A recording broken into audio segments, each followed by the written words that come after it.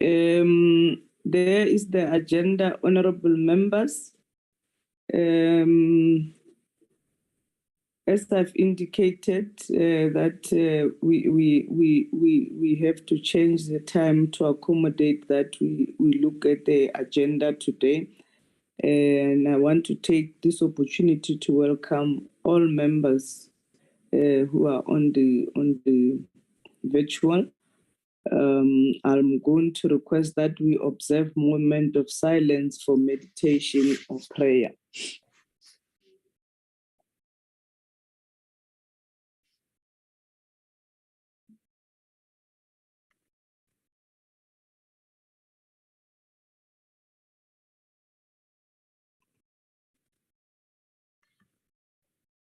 Thank you very much.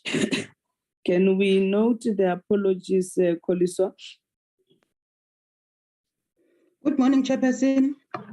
I have 3 apologies for today's meeting. Advocate Masuda, Ms. Sioposengwe, and Ms. Powell. They are not well. Thank you, Chairperson. Okay, thank you very much.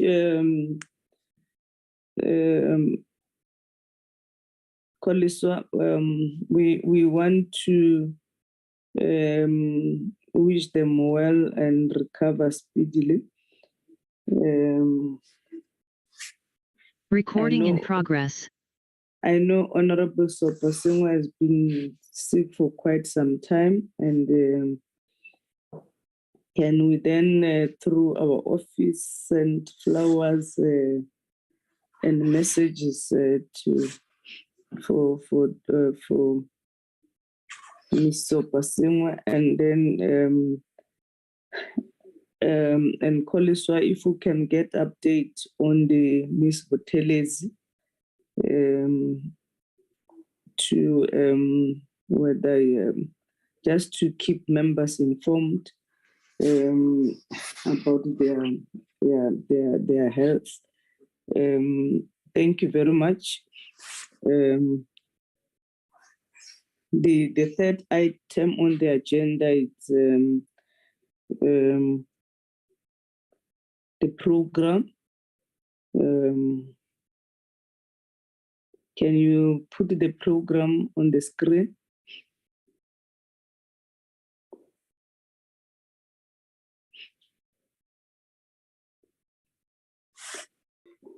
Good morning, Chairperson. I would like also update you that we are having a new member from the DA, Dr. Khumalo.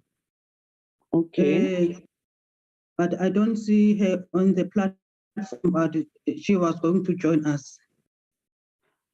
Okay. Let's take this opportunity to welcome Mr. Khumalo. Maybe you can just call him. I'm not sure whether you got the message that we're starting at 9 to look at the program. Honorable members, who are meeting today as the committee to it's the time where as a committee we are supposed to interrogate or have a discussion around the commitment that the department will be making for the coming financial year. And we're meeting today as a committee when some part of our provinces have affected by floods, and we have lost lives, we have lost, some people have lost their home. We want to take this opportunity to send our condolences to the families that have lost their loved ones, even those that, as we speak, they've not been found, and we must put those families into our prayers so that they can discover the bodies of their loved ones. I'm going to ask us again to observe a moment of silence as we put the people of KZN and then inviting the Almighty to put his hands on them and intervene on their situation and heal those that got affected by these floods. Can we observe a moment of silence again as we put the KZN and other areas that might have affected by the floods and they've lost their loved ones, and remembering those families?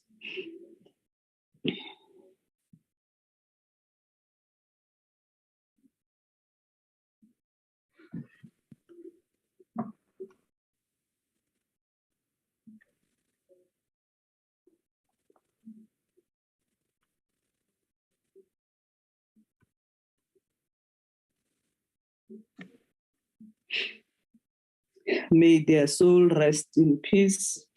Thank you very much. There is a program that will guide this the portfolio committee for this term.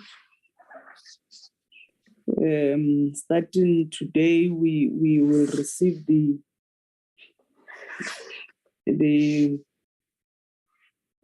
briefing on the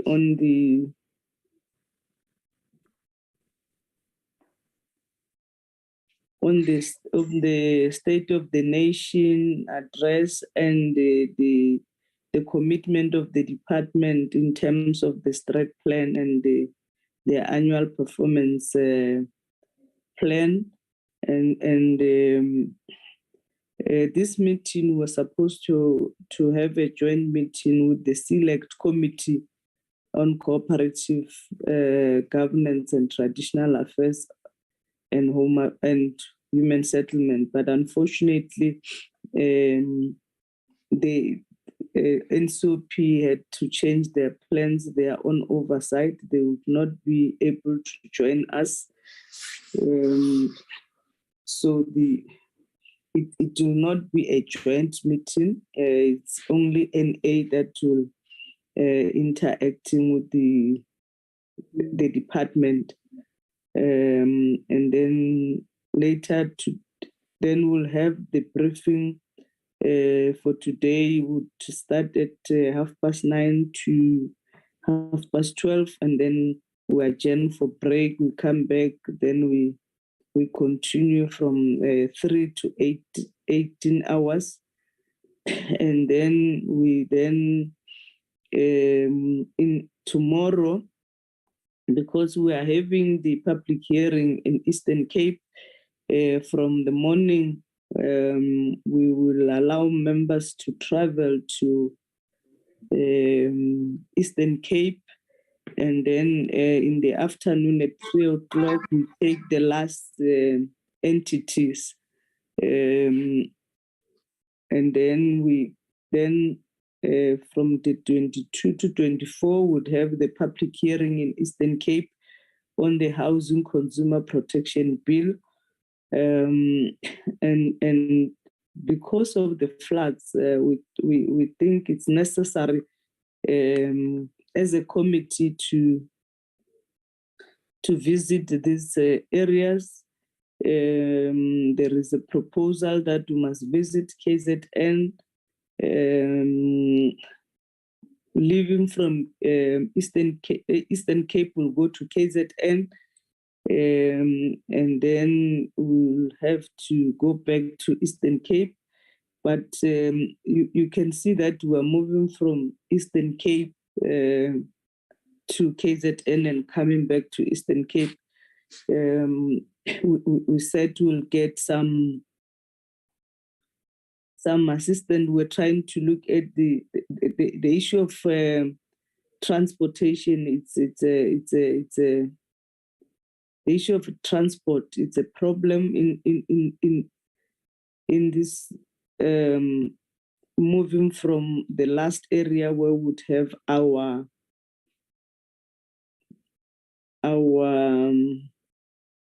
public hearing to the areas that are affected by the floods. We had to come through Johannesburg for us to get the flights, or we had to drive more than 8 hours, which might not be very healthy. But we'll be guided by members whether we should,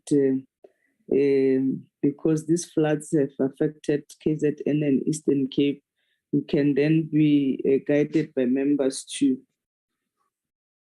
say what do we do.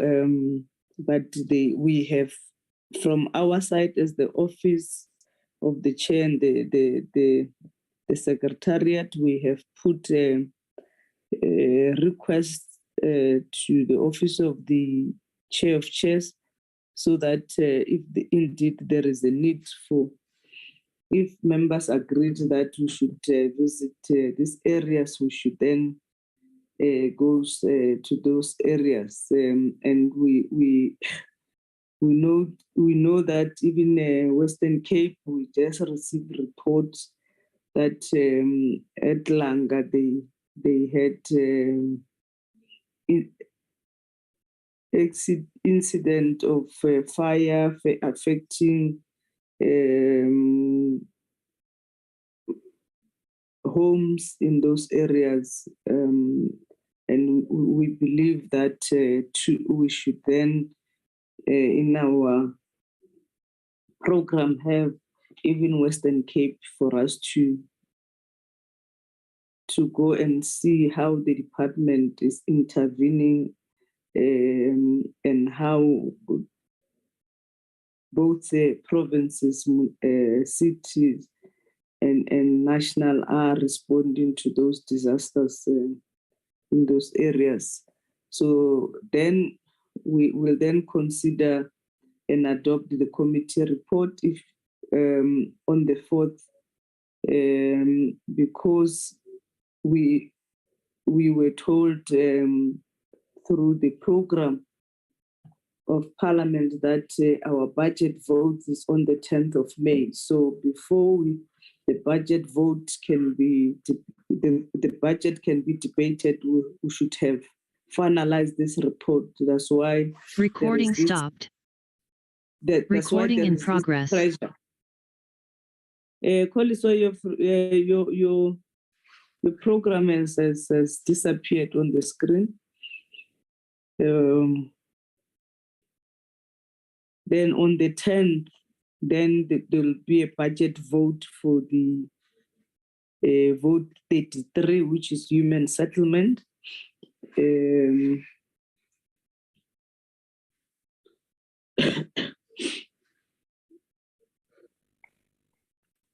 Sorry, Chair, can I request Sabelo to share the program? No, the Sabelo has done that. It's there on the screen. And then we then on the 11th of May, which is Wednesday, reminding members that the only days that we have ourselves is Wednesday. We will then have a briefing by the Department on Human Settlement on the policy on the Finance Lead Individual Subsidy Program, and the presentation on how the Department of Human Settlement is integrating their program and implementing the district development model as they implement their program, and will consider some of the outstanding minutes and the recording stopped. And then on the 13th to the 15th, they will then have a public hearing in Free State. And then the next Wednesday, which is the 18th, will then have a recording in progress and fourth quarter. And then consider the minutes and the outstanding reports that we might have as a committee. Can you scroll it, Sabelo? And then on the 25th, we'll invite the Special Investigation Unit on the matter on human settlement around the issue of Talana and the Duncan village. You know that there was investigation that is done by the SIU. So we then receive the briefing, and then on the 27th and 29th of May, we'll then be in Gauteng for public hearing, and then on the 1st of June, then we'll then have a update on the establishment of the Human Settlement Development Bank by the, will be briefed how far are they, and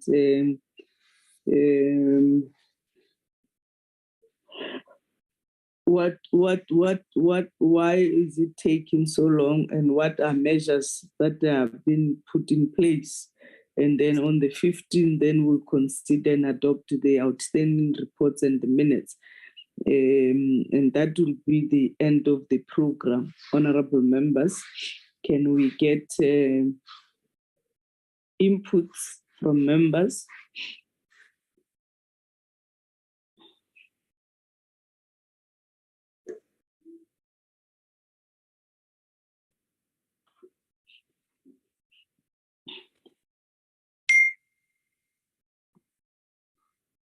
Or any clarification, members that wants to raise? I see there Can is. Koliswa scroll from start? Okay, Okay. thank you. Mm.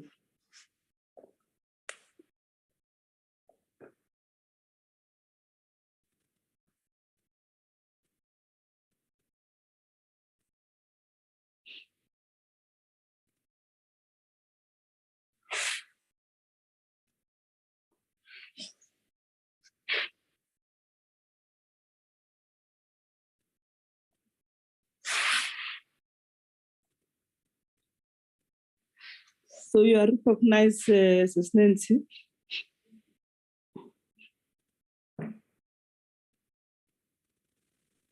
I've got it, I'm just reading it through. The Okay. network kicked me at another time, kicked me out. Oh, Yeah. okay. Okay. Can I get the mover for the adoption if there are no clarity seeking question or any inputs on the program? I move for the adoption of the program as it is, Chair.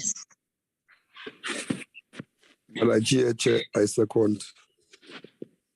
The program has been seconded. Thank you very much, honorable members. That will be our program for this term, and it will then be informed by the approval on the oversight of our visit to KZN and Eastern Cape and Western Cape, honorable members. So we'll keep you informed if there are changes on the matters. Thank you very much. The department is, we can then stretch legs and then allow the departments to come in. Already it's 9:30. Can I give you 5 minutes break?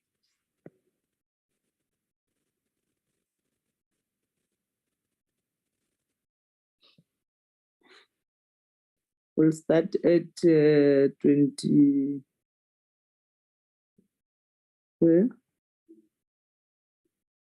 9:35. We'll then start.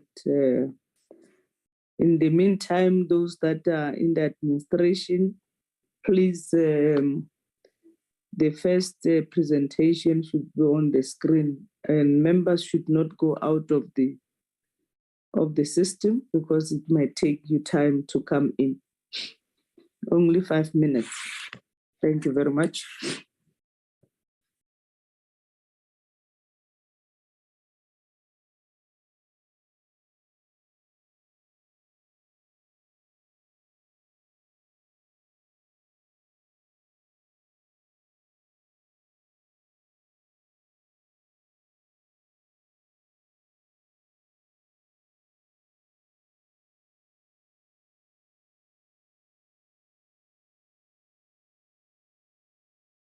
Recording stopped.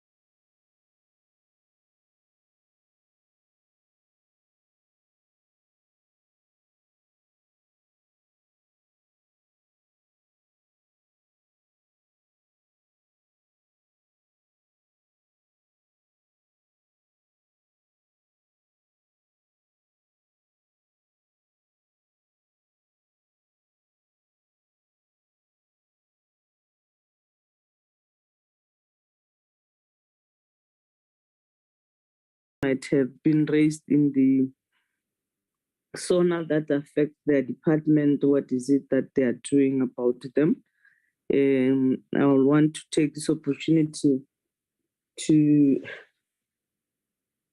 welcome. I see DG, I don't see, or DM Chwete is here, but I see there is the office. I'm not sure whether it's DM. Hello, Chair.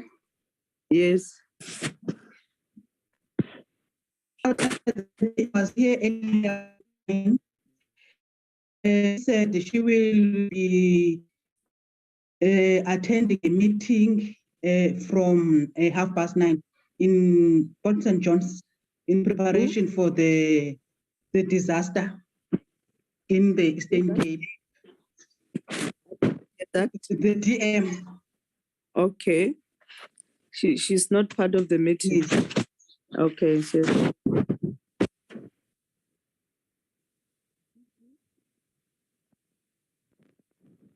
don't see the minister on the system.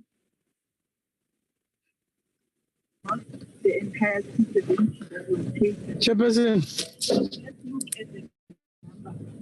Chairperson. Yes, How was yes, Mr. Tseki. the communication broken for about 5 minutes? So I'm not sure whether she will join. I'm not sure, was it only on my side where you continue in that side?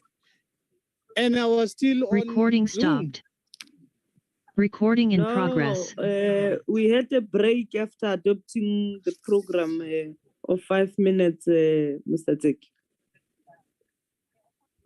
Oh, okay. I was worried to reflect on that. Okay, Chair. No, I've Okay. seen a minister, All right. I've seen an apology of the minister as well, Chair.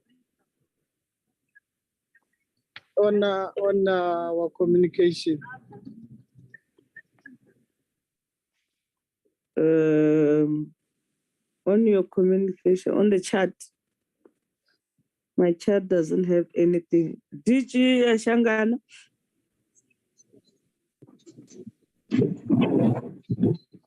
The minister is here, Chairperson. I'm here as well. I think we can start the meeting.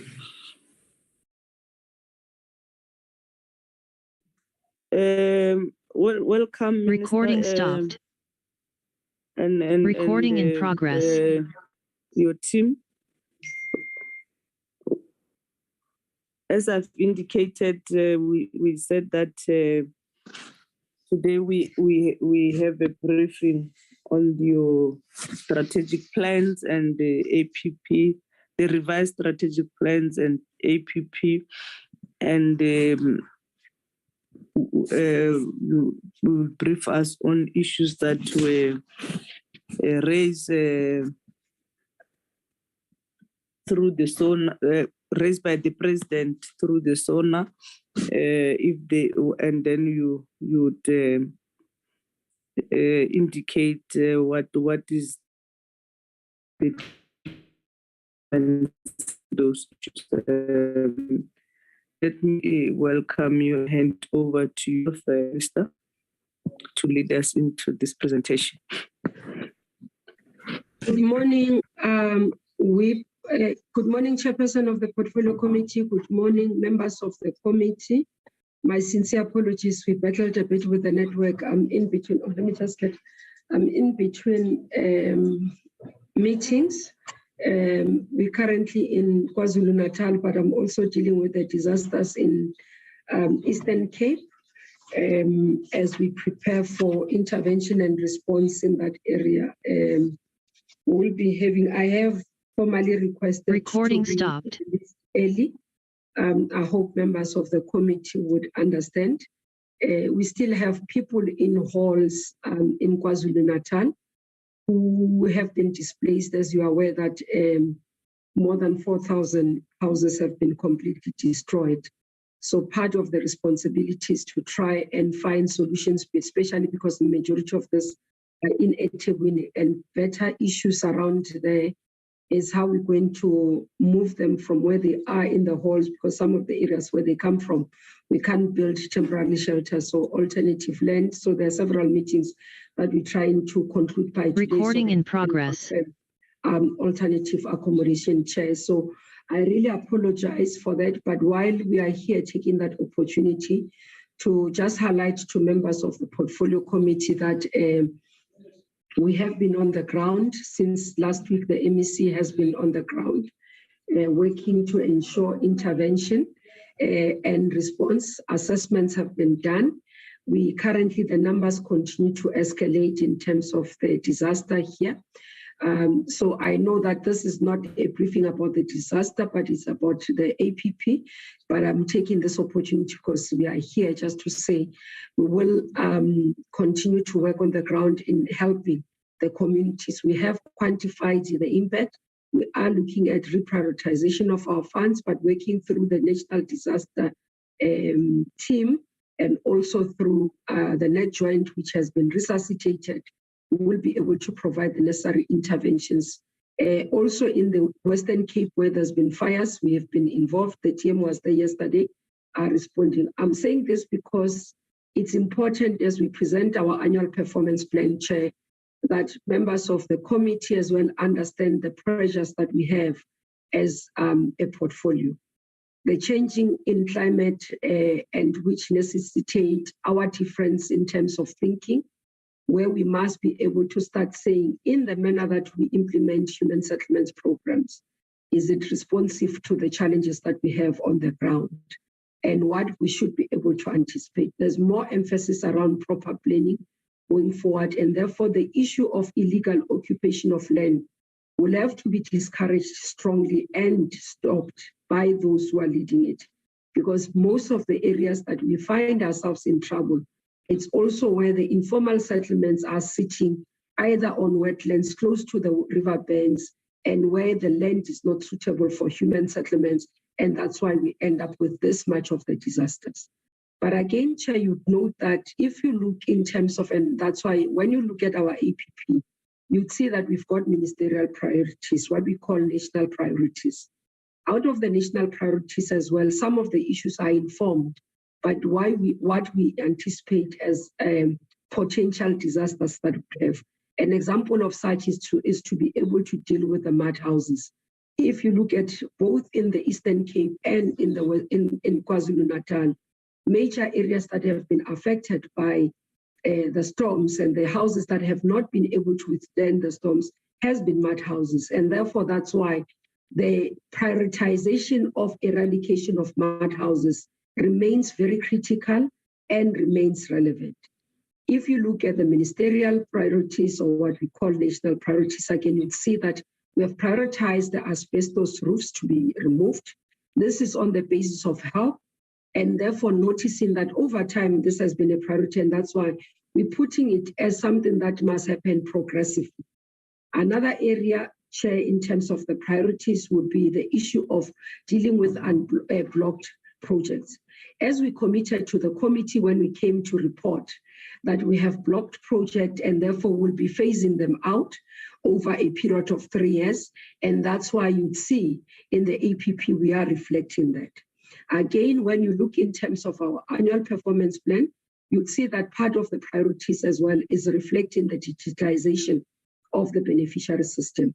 This has been an outcry by communities to say, we would want to see transparency and accountability. And this is what NGOs as well are calling publicly to say transparency and accountability must be the order of the day. And that's why even when we deal with the disaster relief funds, what is being called for is transparency and accountability.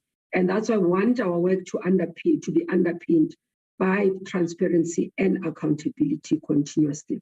So, Chairperson, as we come here and present as the portfolio, one of the things around what we can be able to pride ourselves now is that we committed that we will we'll work towards stabilization of the entities. I can confirm that all our boards now have boards that have been appointed fully within the term.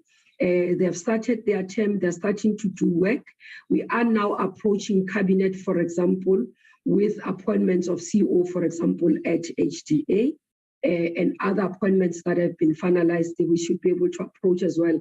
Hopefully, as recess end of cabinet, we'll be able to place both the CEO and the CFO to cabinet to approve.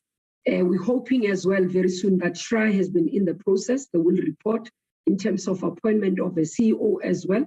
That will be in progress.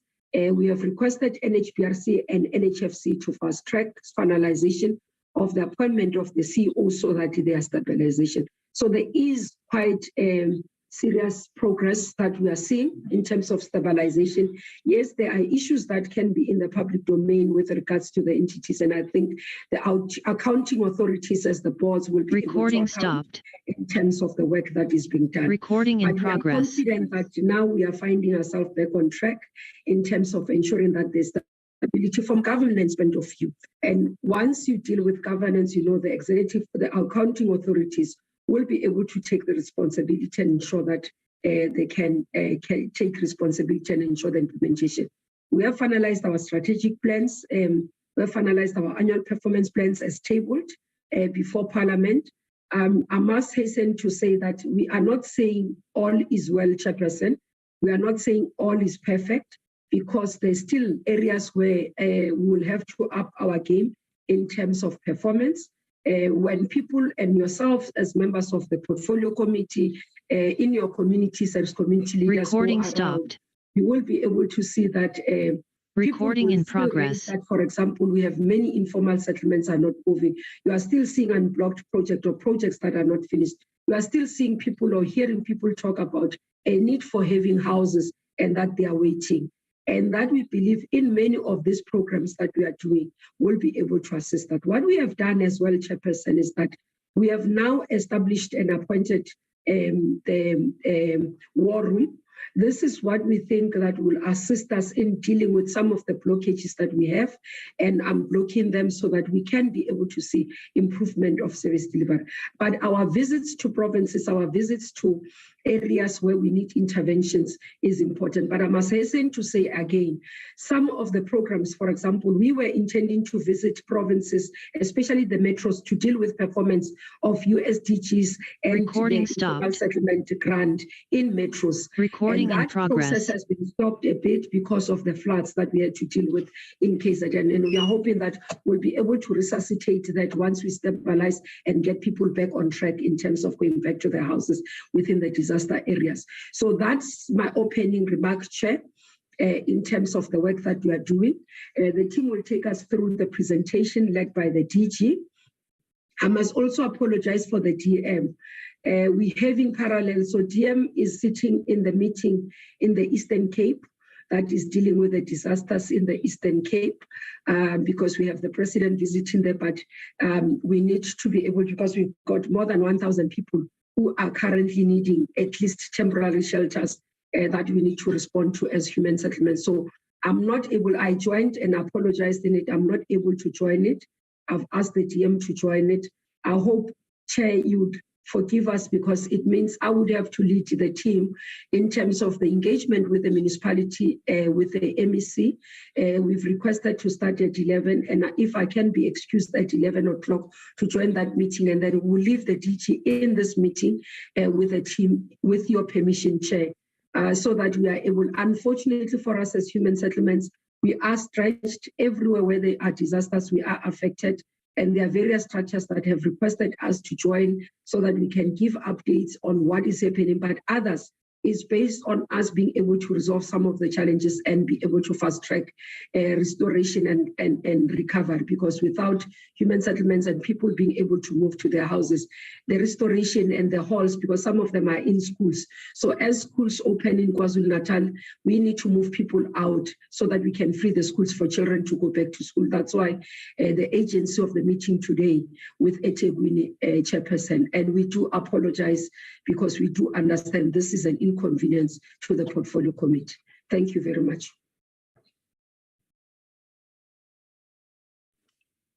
Thank you very much, Minister. DG, at the time of 11 o'clock, Minister, you can then be released. Maybe let me check with members if they want to get any clarity on the minister's view, so that when we deal with presentation, when you left, we don't have members asking questions when you have left. Can I check if there is any question to Minister on the remarks? Chairperson. Yes, Honorable Mokhoto. I would like to ask the minister a question. Okay. Can I? Okay. You don't. Your gadgets cannot. Cannot do what? You cannot raise hands through your gadgets. It's giving me a problem. But after I've finished asking the question that I want to ask, I'll ask somebody to assist me so that going forward, I must be able to raise my hand. Okay. You'll follow after Mr. Tseki because he has raised the hands through the system. Recording stopped. Then, Okay, you will follow you. Recording in progress. Mr. Tseki. Honorable Tseki. Chairperson, thank you. Looking at the time, Chair, we are now at 10 to 10. I was going to propose maybe allow the department to present the APP and then maybe 30 minutes before 11, even if they are not finished. And then you give us the space, because what the minister presented, it's a summary or a high level of the APP. So that was going to be my request, Chair, because I think in an hour we may deal with these things both. Okay.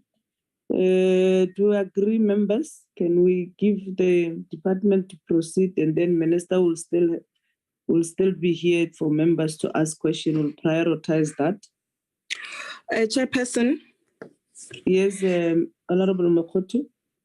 I, for one, I don't agree to wait until that time, because I cannot predict that by the time we are supposed to ask, like myself, I'm supposed to ask the question or clarity on what I want to know.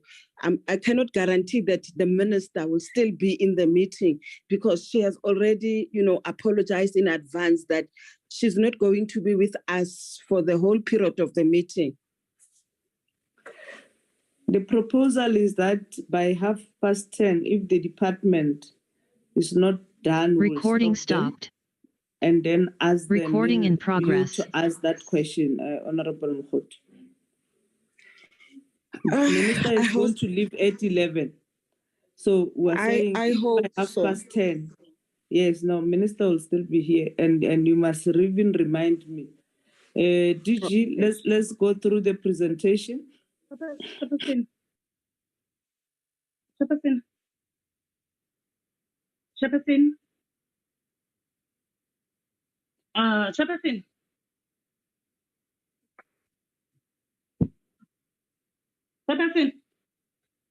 Yes, Honorable Tafeni. Yeah, Chairperson. Network like a Kenyan side. Recording stopped. Remember, because the minister is leaving the meeting. I know that.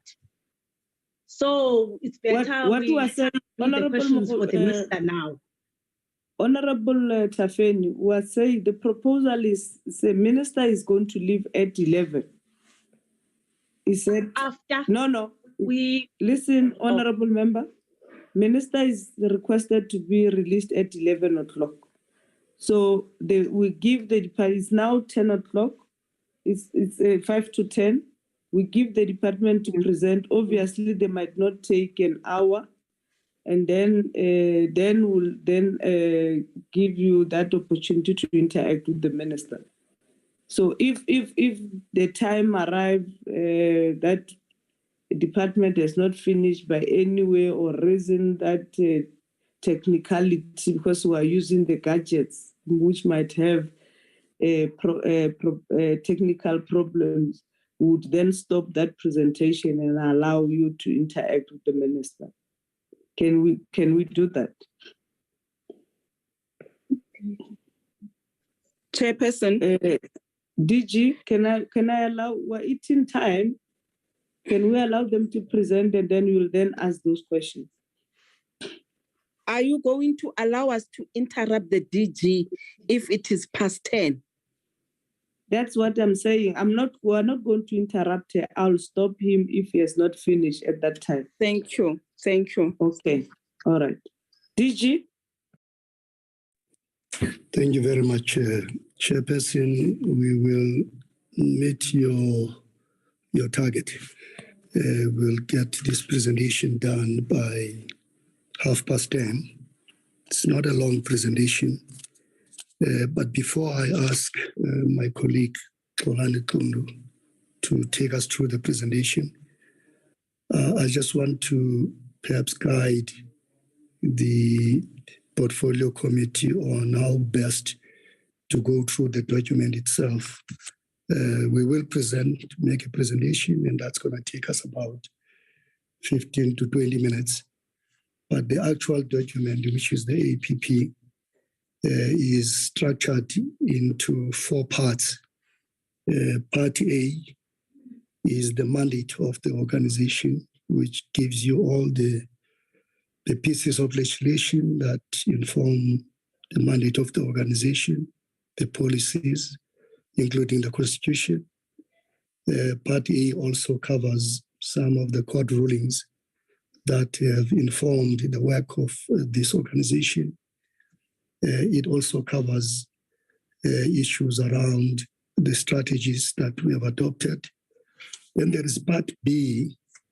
Part B of that document scans the environment. It scans the external environment, the economic outlook, the environmental outlook. So we look at the entire environment, external environment, because it has a bearing on the work of the organization.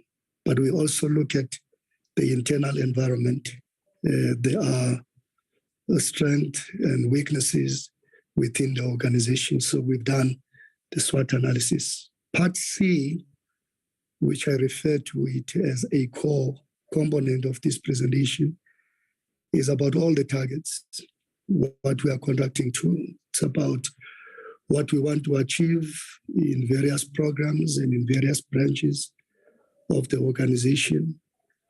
We also have within Part C what we call the risk identification and mitigation. Recording in progress. We also look at the entities because we use our entities as implementing agencies. We also use provinces and municipalities as implementing agencies. Then the last part of the APP is Part D, which talks to technical indicator descriptions for you to be able to understand all the indicators in Part C, because Part C is about targets. You have to read Part D because Part D defines those targets, and that's what the Auditor General wants us to do, to define the indicators. So we refer to Part D as technical indicator description. So you have to read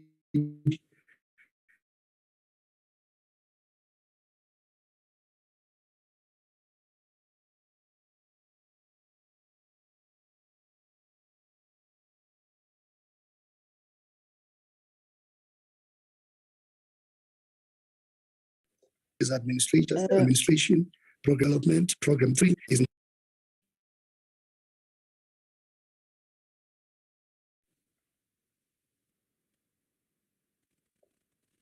Did you are cutting?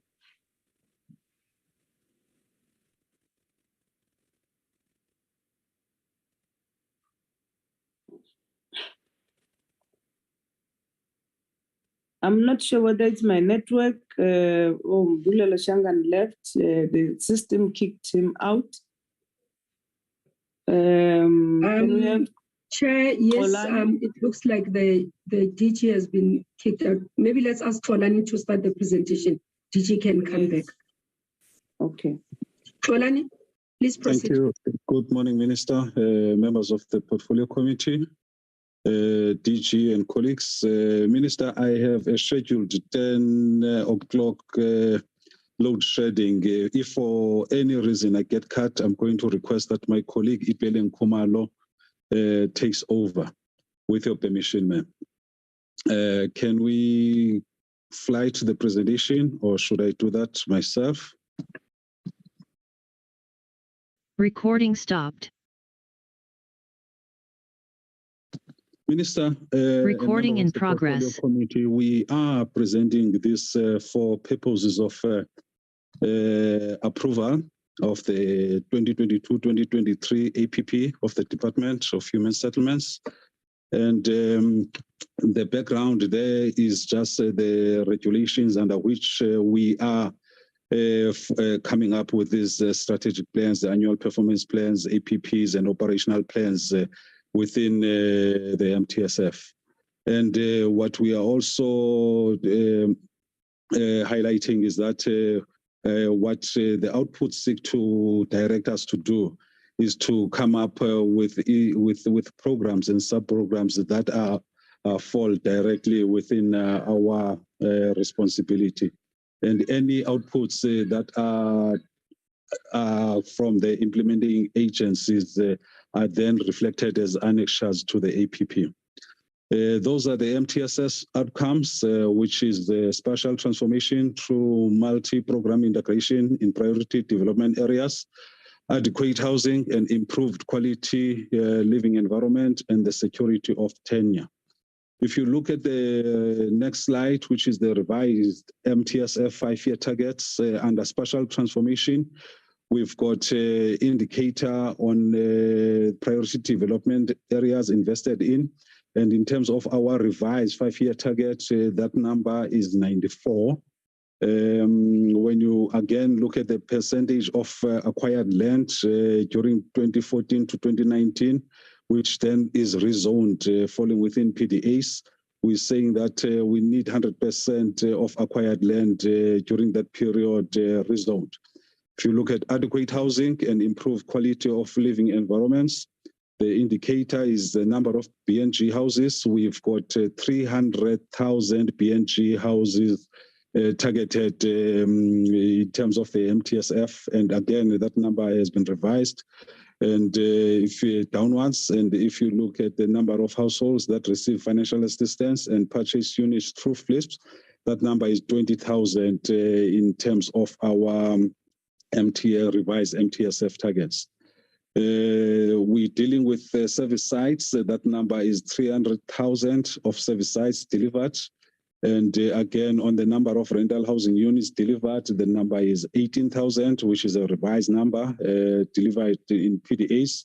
And again, the number of CRUs, that number is 5,000, which is a revised 5-year target. And the number of informal settlements upgraded to phase 3, the number is 1,500. In terms of the security of tenure, looking at the number of title deeds registered, the number is 1.1 million title deeds registered. And again, I must hasten to add that all these targets, are on our standardized sector indicators with provinces. And for the first time, as we had already indicated before, that the sector is standardized from this current financial year going forward. Again, members of the Portfolio Committee, MINMEC took a decision sometime last year, November, to set aside priorities. And these priorities is one, the increase in the pace of the provision of title deeds to rightful property owners, prioritizing the pre-1994 stocks. And this target is taken care of in terms of our APP. Again, Minister spoke about the unblocking of block projects. And what we're saying is that the National Department is focusing on developing the National Unblocking Program Plan.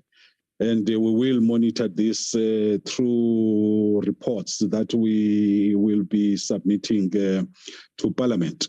And there is a target on the elimination of asbestos roofs across provinces. And this target is on the HDA APP for 2022-2023.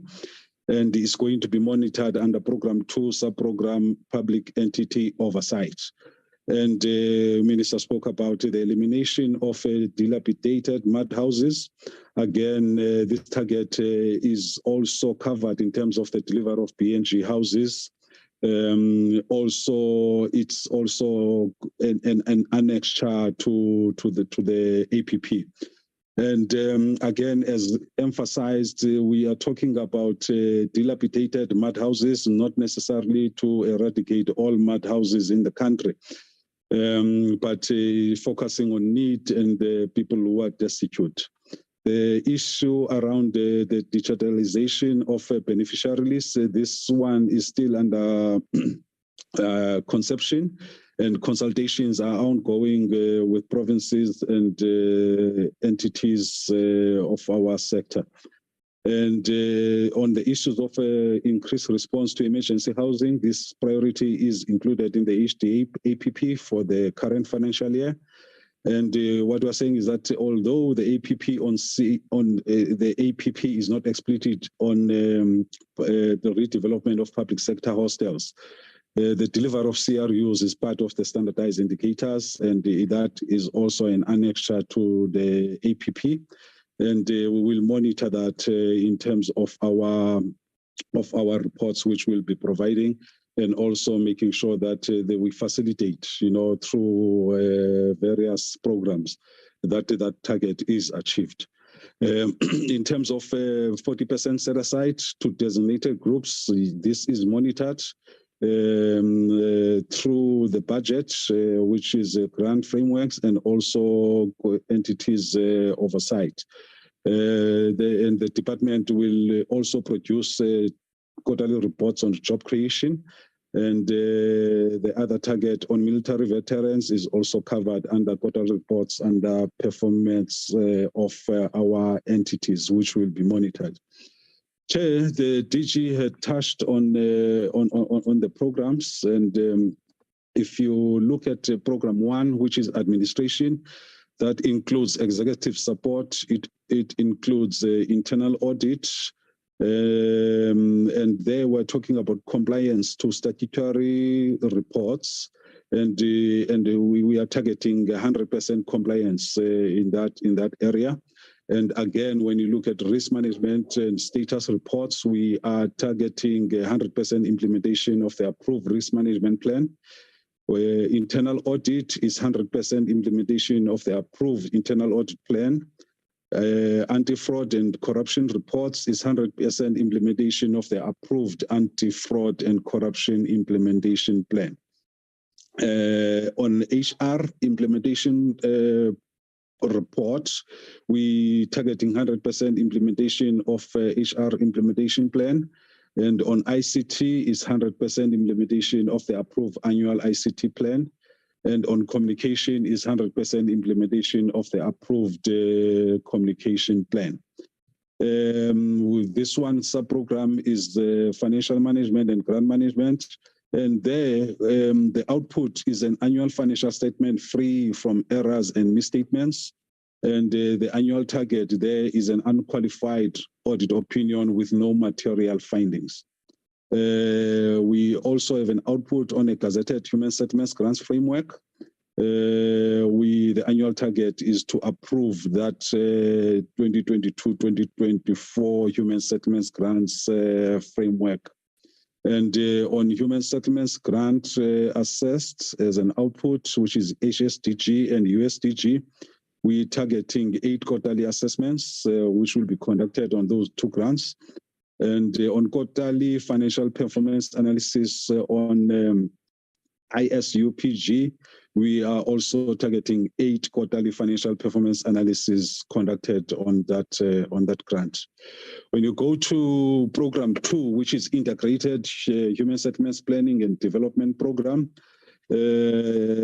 sub-program macro sector planning, the output is then analysis reports completed on integrated implementation programs for PDAs. And the annual target is to provide 2 analysis reports and to complete those for priority development areas. Another output is the analysis report completed on human settlements allocation in priority development areas. The annual target is those 2 reports to be completed. If you go to the next output, which is analysis report completed on land rezoned, that was acquired during 2014 to 2019 within PDAs. We providing as an annual target there 2 analysis reports to be completed on lead acquired during this period within the PDAs, which will be resolved. And a national human settlements development plan as an output. We also, for the annual target, targeting that plan needs to be developed. Chairperson, if you go to policy and research, we are targeting to complete 3 research reports on exploration of indigenous knowledge systems and alternative technology in the provision of EPHP in rural areas, and also the economic impact of housing programs and the research on the extent of housing support provided to beneficiaries of 1996. And on the policies continued there that we still targeting to be developed, we also target in this current financial year 9 policies, and that policy, there's one on a policy foundation on housing and human settlements, procurement policy for housing and human settlements, 1 policy program on the upgrading of informal settlements that needs to be developed, 1 policy on rent to buy, 1 policy on small scale rental program, 1 policy on reformed social housing program, consumer education, norms and standards for affordable housing, and also employer assisted housing policy program. So those are the policies that we are targeting for the 2022-2023 financial year, and we should have developed all those policies come the year end. In terms of public entities oversight, we spoke about monitoring of entities' performance. We also spoke about the reports on the set aside for designated groups, which will then be provided as part of our monitoring.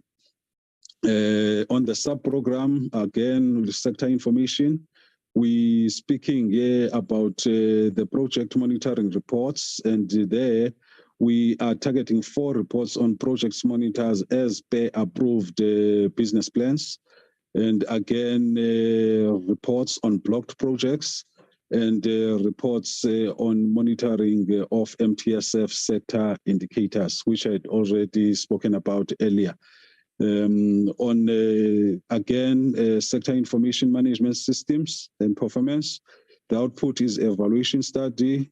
Again, the annual target is on evaluation study completed in terms of the implementation evaluation of the OPSCAP. And again, 1 design and implementation for ISUPG evaluation study that needs to be completed.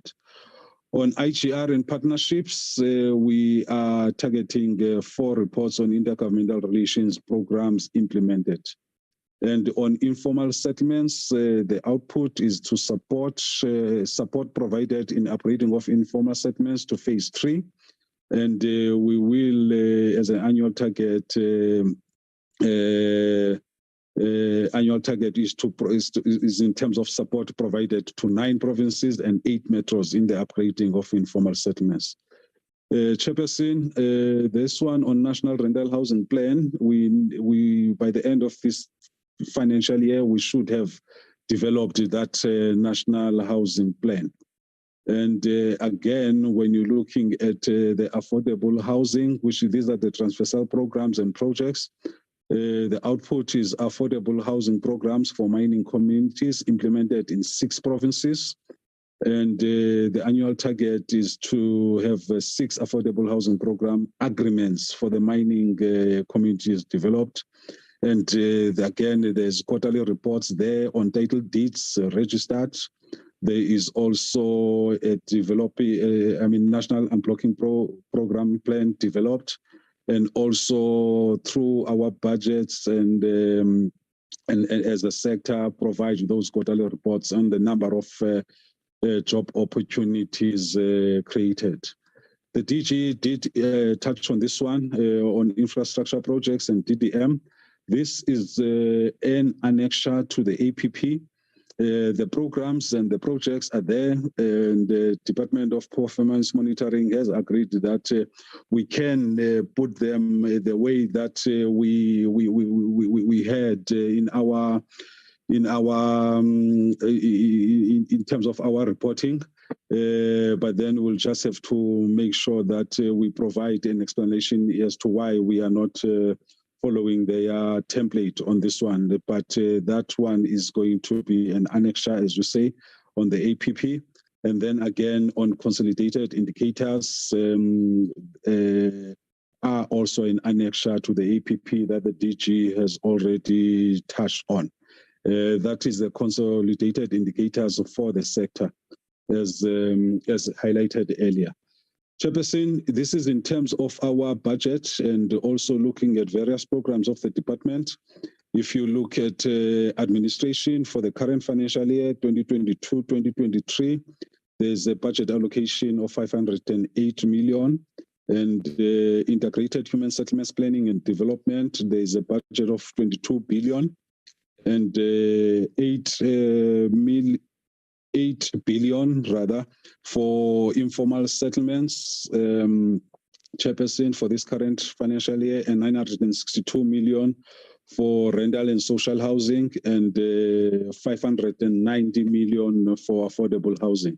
And in the outer years, it also shows you how the budget is going to increase. And that takes care of the budget of the department, which is 33 billion for the current financial year.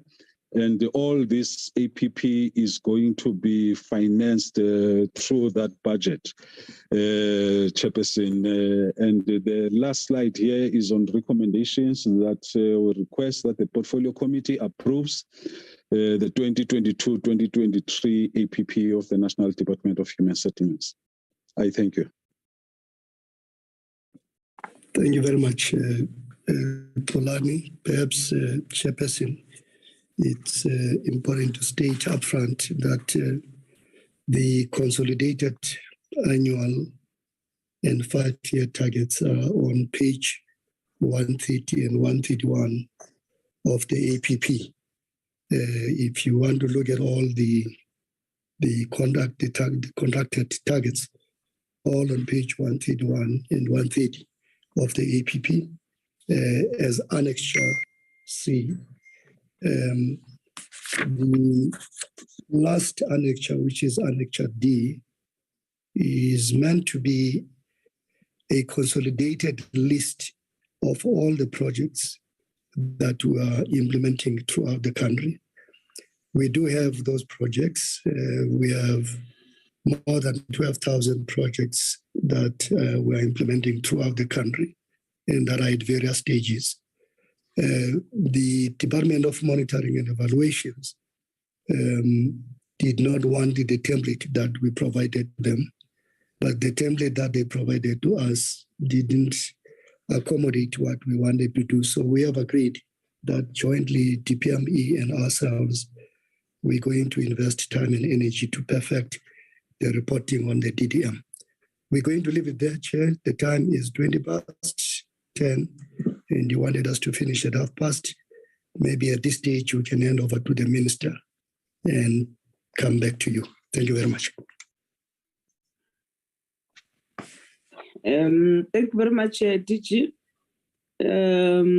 Minister, anything before we give it to members to interact?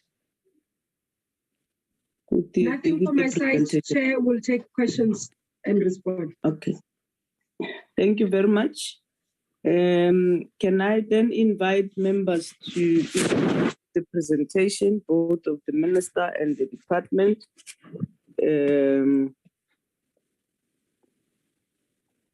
I hope, Honorable Mokhotu, your system now has been fixed.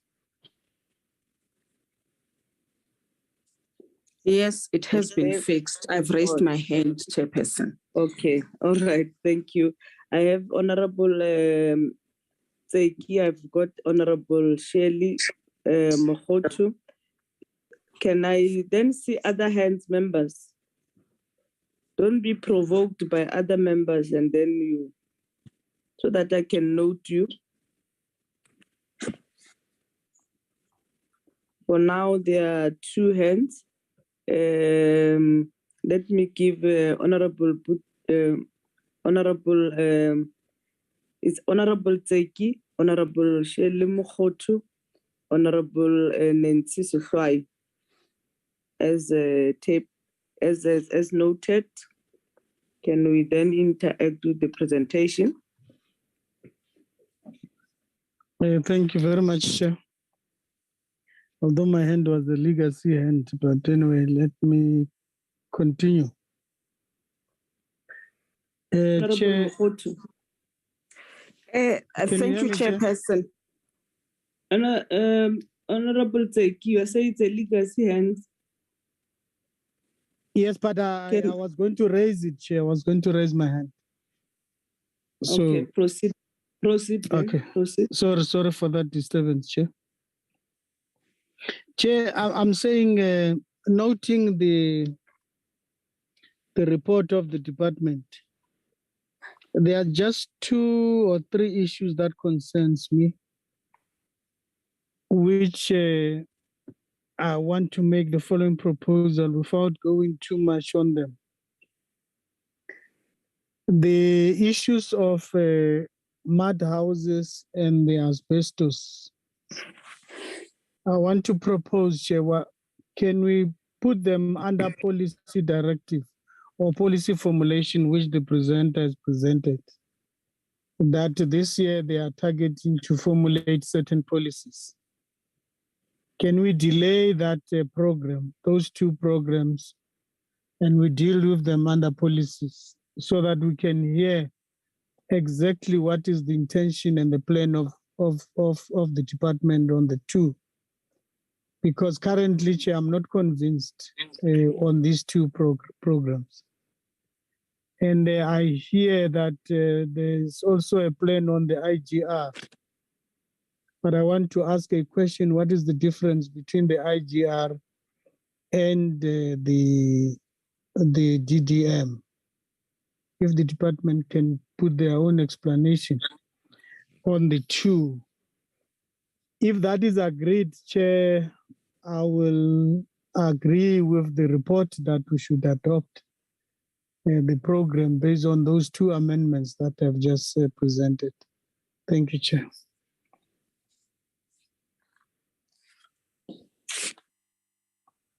Honorable Mokhotu. Chair, thank you, Chairperson. I just need clarity, Chairperson. I thought you said at 10:30 we are going to be allowed an opportunity to speak to the overview of the minister, not to interact with the presentation of the department.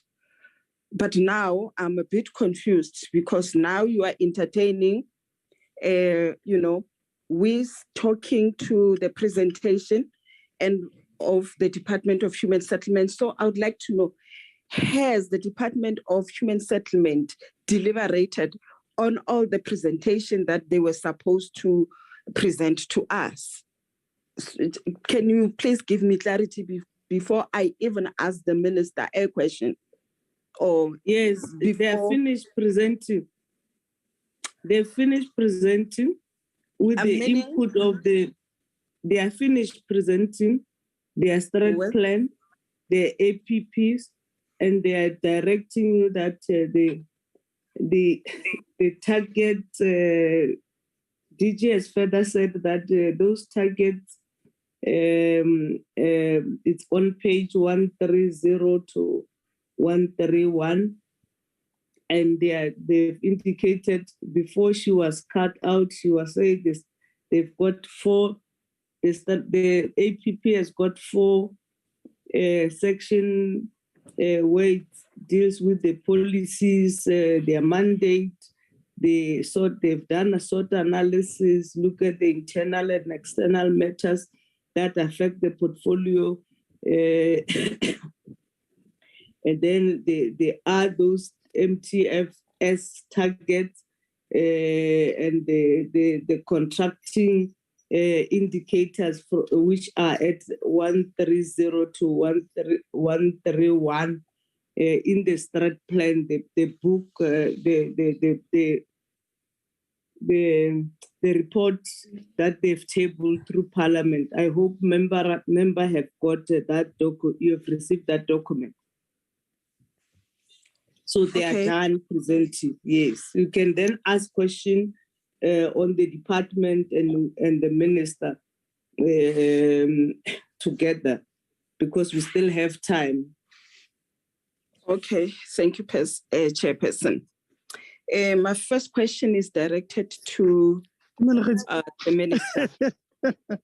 How are you, What are you laughing at? What are you laughing at, Chairperson? The Tseki is out of order. It's talking to somebody else. Is not muted. Tseki, mute the mic. My apology. Honorable Mokutu. Thank you, Chairperson. Thank you, Chairperson. My question is directed to the minister. I heard in her overview, the minister stating that in this financial year 2022 to 2023, all those unblocked projects, not unblocked, but blocked projects are going to be unblocked. So what I would like to know is that, Minister, we have a backlog of unfinished RDP houses, for example, which were not completed since 2018. I'm citing an example of a lot of incomplete housing projects that were, started since 2018 in Northwest Moses Kotane Municipality. For example, in Ward 6, Moses Kotane Municipality, we have about 30 houses which the contractor left unfinished since 2018. To date, those houses have not been occupied, and the poor people are always, going to the municipality, asking the municipality when are their houses going to be completed. It is only struck walls that are built, and in some instances, it's only foundation that is built. There is no roof on top of the houses. I'm only citing an example of Ward 6. It's not only Ward 6 in Moses Kotane. For that matter, the minister is aware. It's not only in Moses Kotane. Even in Dr. KK, in Klerksdorp, we have, places where foundations were just, built, and there's no structure on top of those foundations. So what I want to know is, going forward, when these unblocked projects when these blocked projects are going to be unblocked, are we going to start with the backlog of houses that were incomplete since 2018? Or are we going to start with, projects that were blocked not a long time ago? Please, Minister, I need clarity on that, because our people are poor, they're not working, they don't have money to complete these incomplete structures. If you go, for example, I can cite another example again, in Ramokoka State, in Moses Kotane, since 2014, we do have houses that, RDP houses that are incomplete. The contractors just left them, and the municipality is doing nothing about it. And then there's no consequence management, that was undertook against those contractors or service providers that did not complete their projects. Thank you very much, Minister. Chairperson. Yes, Honorable Mokhoto, thank you. Coming back to us? Sorry, can I interrupt you?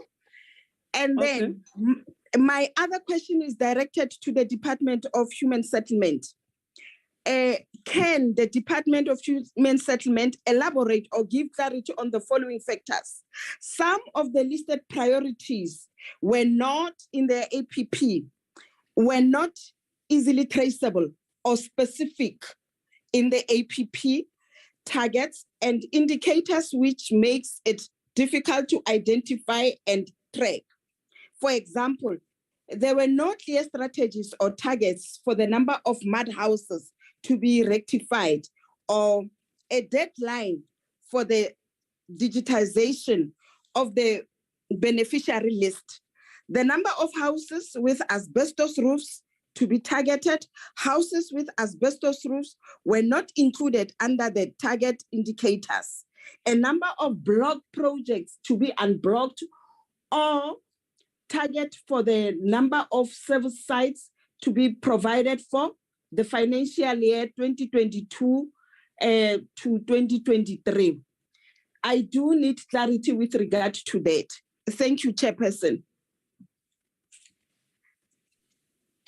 Thank you, Honorable Mokhutu. Honorable Setlhwai, followed by Honorable Tafeni. Thank you, Chair. Good morning to the honorable members, Minister and the Deputy Minister. Just two areas that I think I need clarity. Firstly, it's proper to appreciate the role that the Minister is playing in all these disasters, the traumas that our people find themselves in, and the high hope that the Minister is giving to them that government is with them. I think that visibility means a lot to their mental disturbance as they are now. Thank you very much, Honorable Minister, for your role in that community. Just two issues. The APP is saying 1.19 million title deeds are registered. But I got confused when again they're raising there is a need for the prioritization of pre-1994 to 2014. So is that 1.9 outside the pre-1994 to 2014? If I can get that clarity. It's an exciting achievement that they've made, the one of the 1.19 million. Again, Honorable Minister and the DJ, we will not get tired of raising our lack of understanding on the issue of the 40% set aside. We will not get tired. The reason is an excitement of designated group that are included in the economy of this country. For the first time, a transformation issue. But where one does not understand in which level are these women? I raised the issue, Chair, that are they darker women? Are they darker disability people pushing wheelbarrows? What is the content? What they are doing in this benefit of the 40% set aside. So I don't want us to get excited on something that is not qualitative. If it's women, we want them to be in business equally with men. And we don't want them to be given contracts by a big contractor. It could be a start, but it cannot be something that continues to happen. We want them to stand alone in this 40% set aside.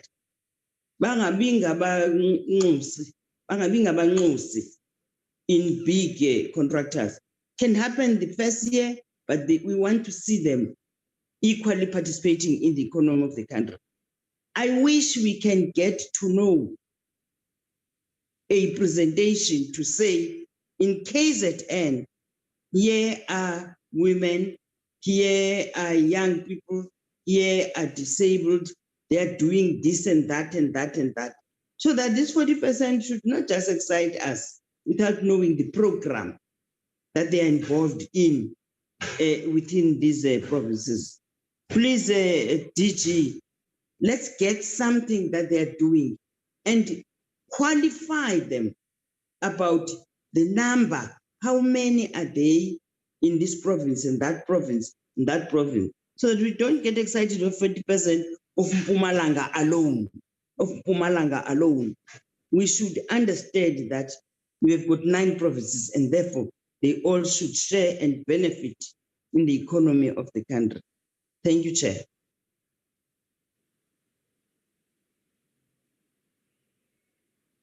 Honorable Tafeni.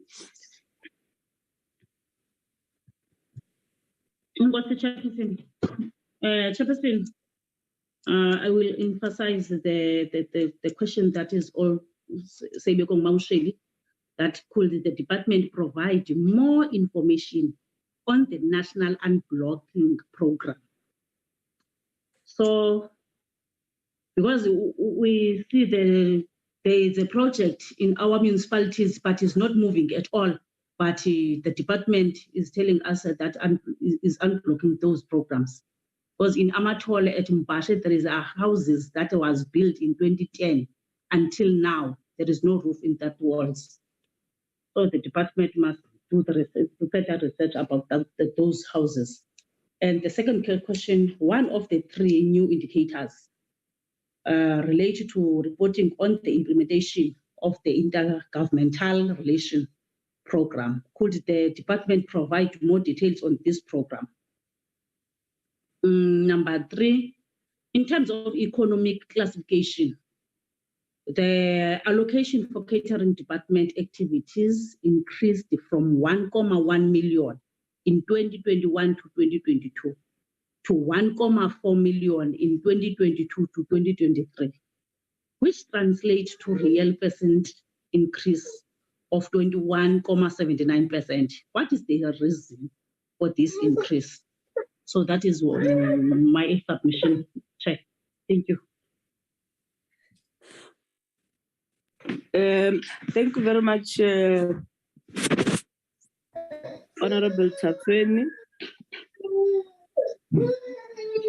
I see your hands are still up, Honorable Tseki, Honorable Mokoto, Honorable Nancy, Honorable Tafeni. Is it legacy hands? Can we still ask other questions if we want to ask? Yes, I was given you to ask questions so that when they respond,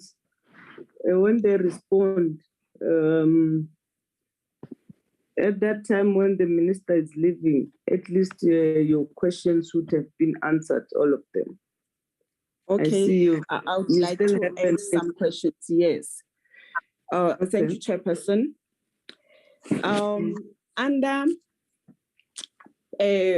sub-programs, under Program 1, the allocation for consultants, business and advisory services increased from 17.7 million in 2021 to 2022 financial year to 26.2 million in 2022 to 2023 financial year, representing a real increase of 41.65%. What are the reasons for this significant increase? Another question is the allocation for machinery and equipment has increased from 8 million in 2021 to 2022 financial year to 2.5 million in 2022-2023 financial year. What are the reasons for this decrease? The next question is, the allocation for travel and subsistence increased from 29.8 million in the financial year 2021 to 2022 to 33.3 million. This represents a real Recording increase stopped. of 6, Recording in progress. 6.93%. What are the reasons for this above inflation increase? Under budget allocation under program 2, in terms of economic classification, the overall allocation to goods and services increases from 97.7 million in 2021 to 2022 financial year to 103.6 million in the financial year 2022 to 2023, representing a real increase of 1.47%. One of the drivers of this increase is the allocation to travel and subsistence, which grows from 9.3 million in 2021 to 2022 financial year to 11.4 million in 2022 to 2023 financial year, representing a real increase of 17.3%. What are the reasons for the above inflation increase? Thank you, Chairperson. Thank you very much. Honorable Tafeni, is it the legacy hand? Or you still want to ask other questions?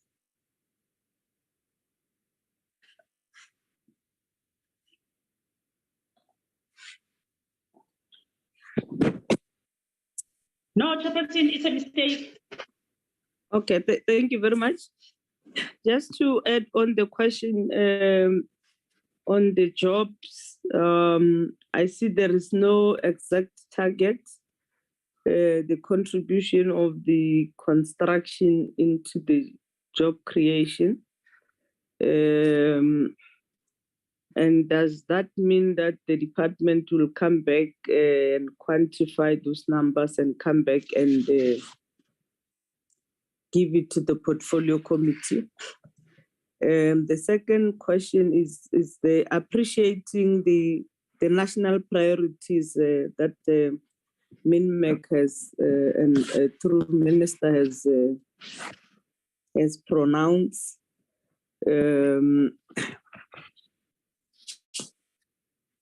Particularly on the digitization of the beneficiary lists, because this has been a problem for quite some time, and we want to appreciate the minister to start the process of better management of this beneficiary lists, particularly because it's done at the local level, province, and therefore it will be important that indeed there is transparency and accountability on the other spheres of government in terms of identification, following the policy pronouncement that you had made in terms of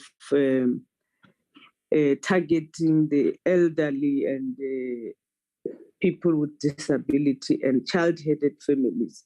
One would want to see that, and we just want to employ, we know that in your presentation you indicate it's still at the early stage of conceptualization, but we want to urge the department to finalize that because it's overdue as soon as possible. The other issue that goes with this one, Minister and the team, it's the illegal selling of the RDP houses and the illegal occupation of these houses. When we visited some of the areas in Gauteng, there are a lot, in all the areas that we have visited, there are people who just went to occupy those houses illegally.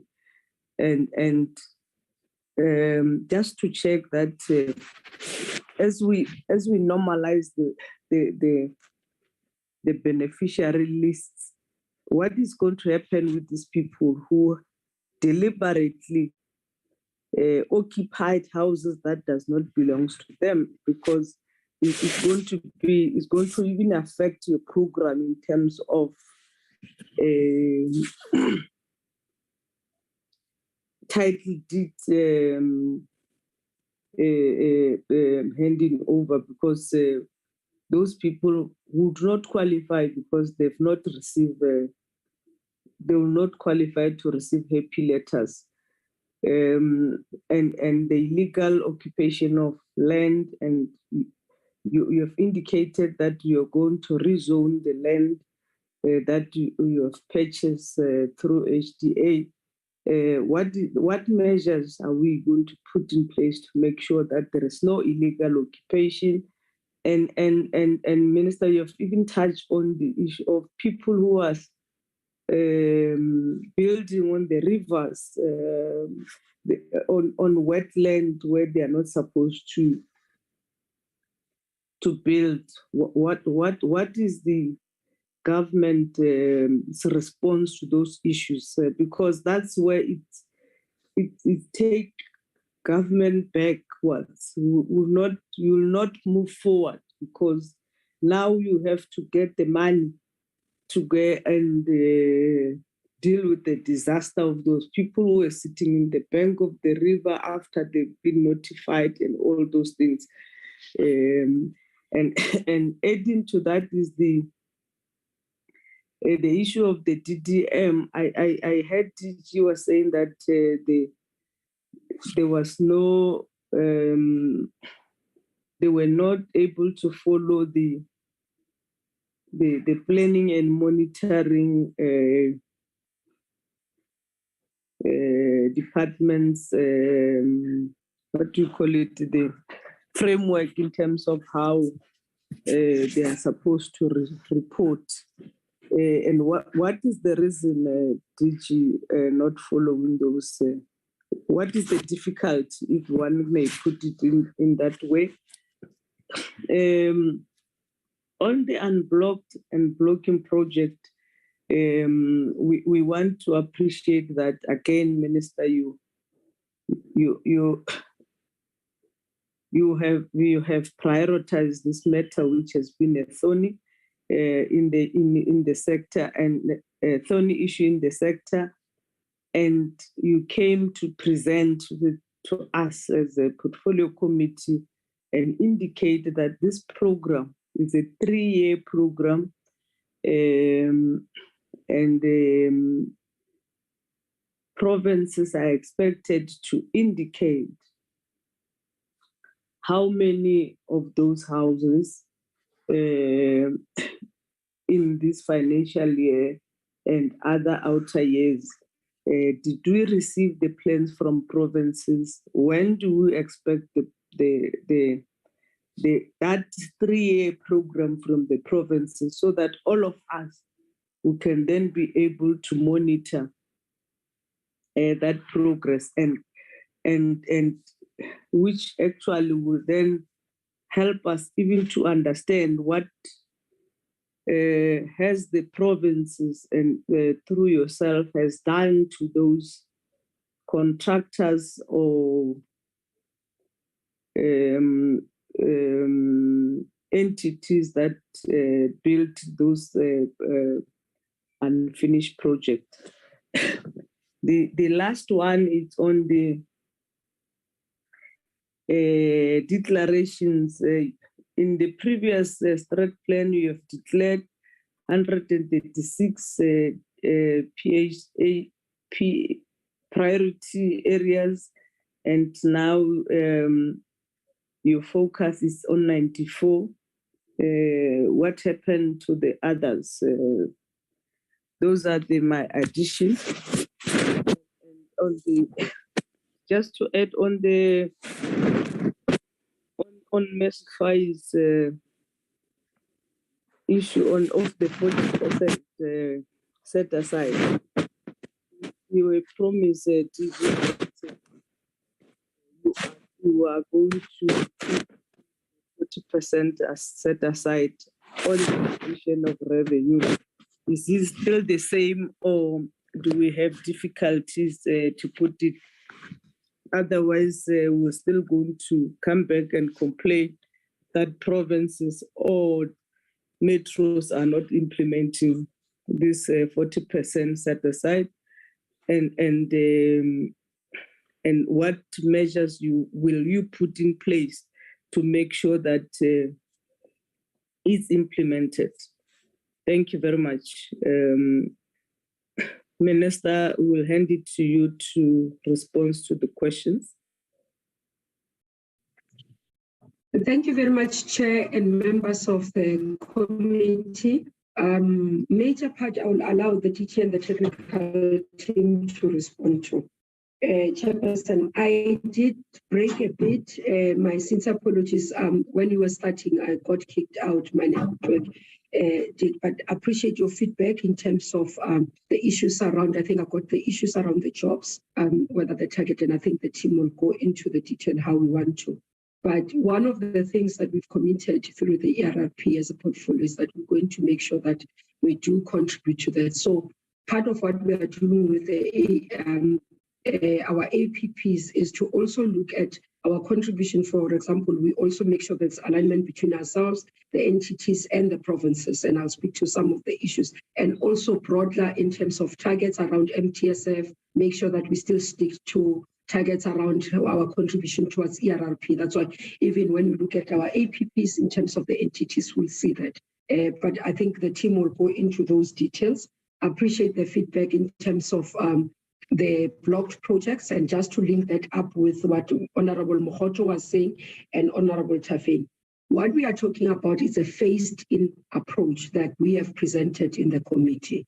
So it's not all blocked projects that are going to be resolved. And I do appreciate, members, that you would still see blocked projects in your communities, because we're starting this financial year to prioritize.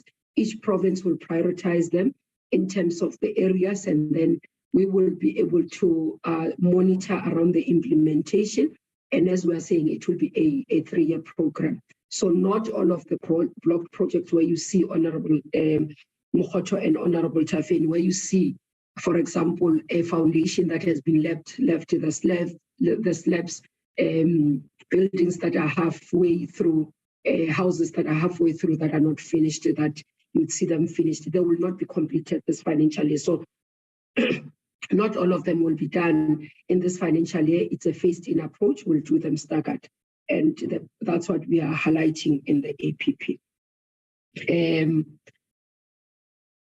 The issues around the quality, the numbers as well, I think the team will deal with them, what Honorable Sifrai has raised in terms of qualitative numbers, especially around the 40%. I think we are on the same page, Honorable Member, that we don't want it to just be a number, but a real-term intervention that is able to give us results. So we also balancing that. You note that there was an issue around the court judgment in terms of the preferential procurement plan by Treasury. So we're sorting that out, linked, but we do understand that and the importance of us ensuring that there is transformation. So the team will deal with that in detail. Maybe just to also, what we are doing, Honorable Tseki, on the IGR and the link with TTM, because it's a phased-in approach, we are aligning to TTM across. Part of what we are doing, as you see, in terms of all the district development models, you'd find that we are trying to have, as government, one plan across the country.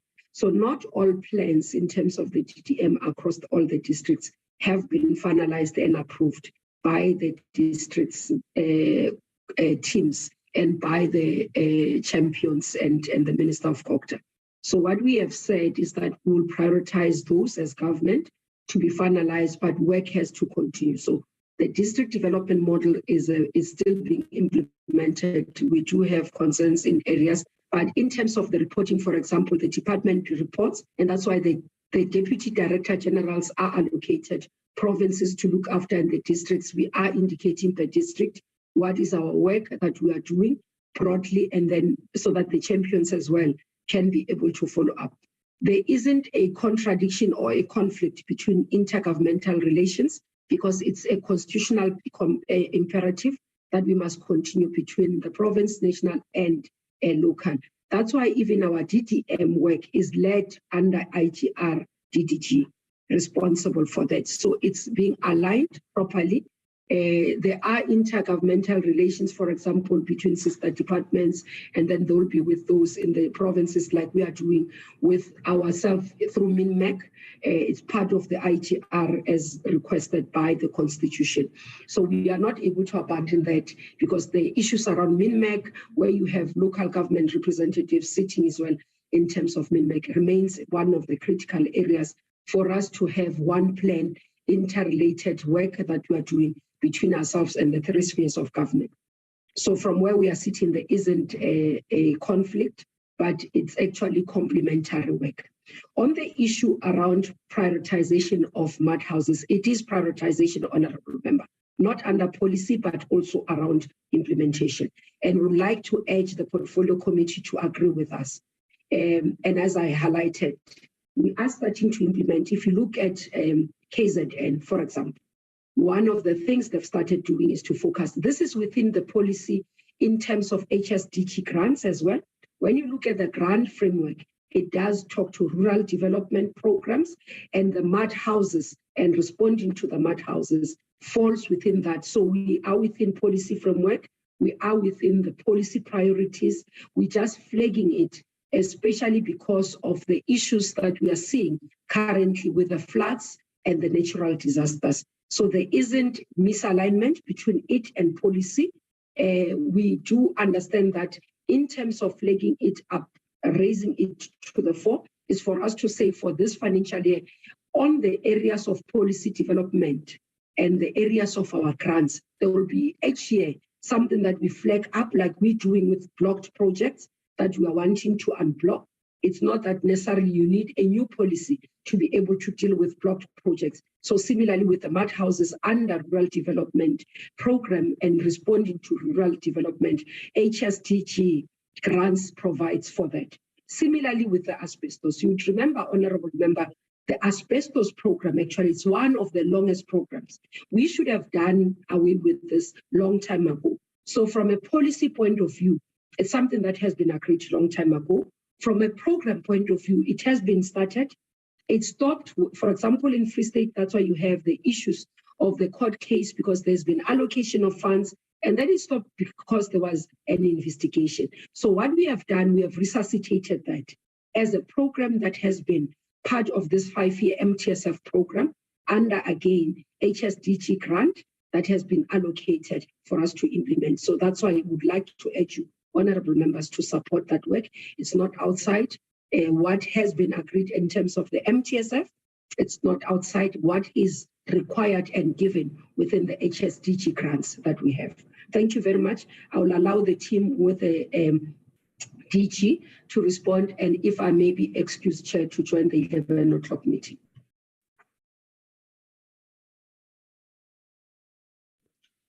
Thank you, Minister. DG. Thank you very much, Chairperson. Perhaps we can ask Neville Cheney and DG Ngongo to go first, because they have to join the same meeting as well. If I can ask them to respond quickly.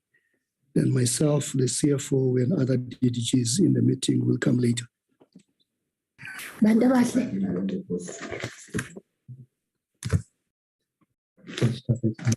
Thank you, Honorable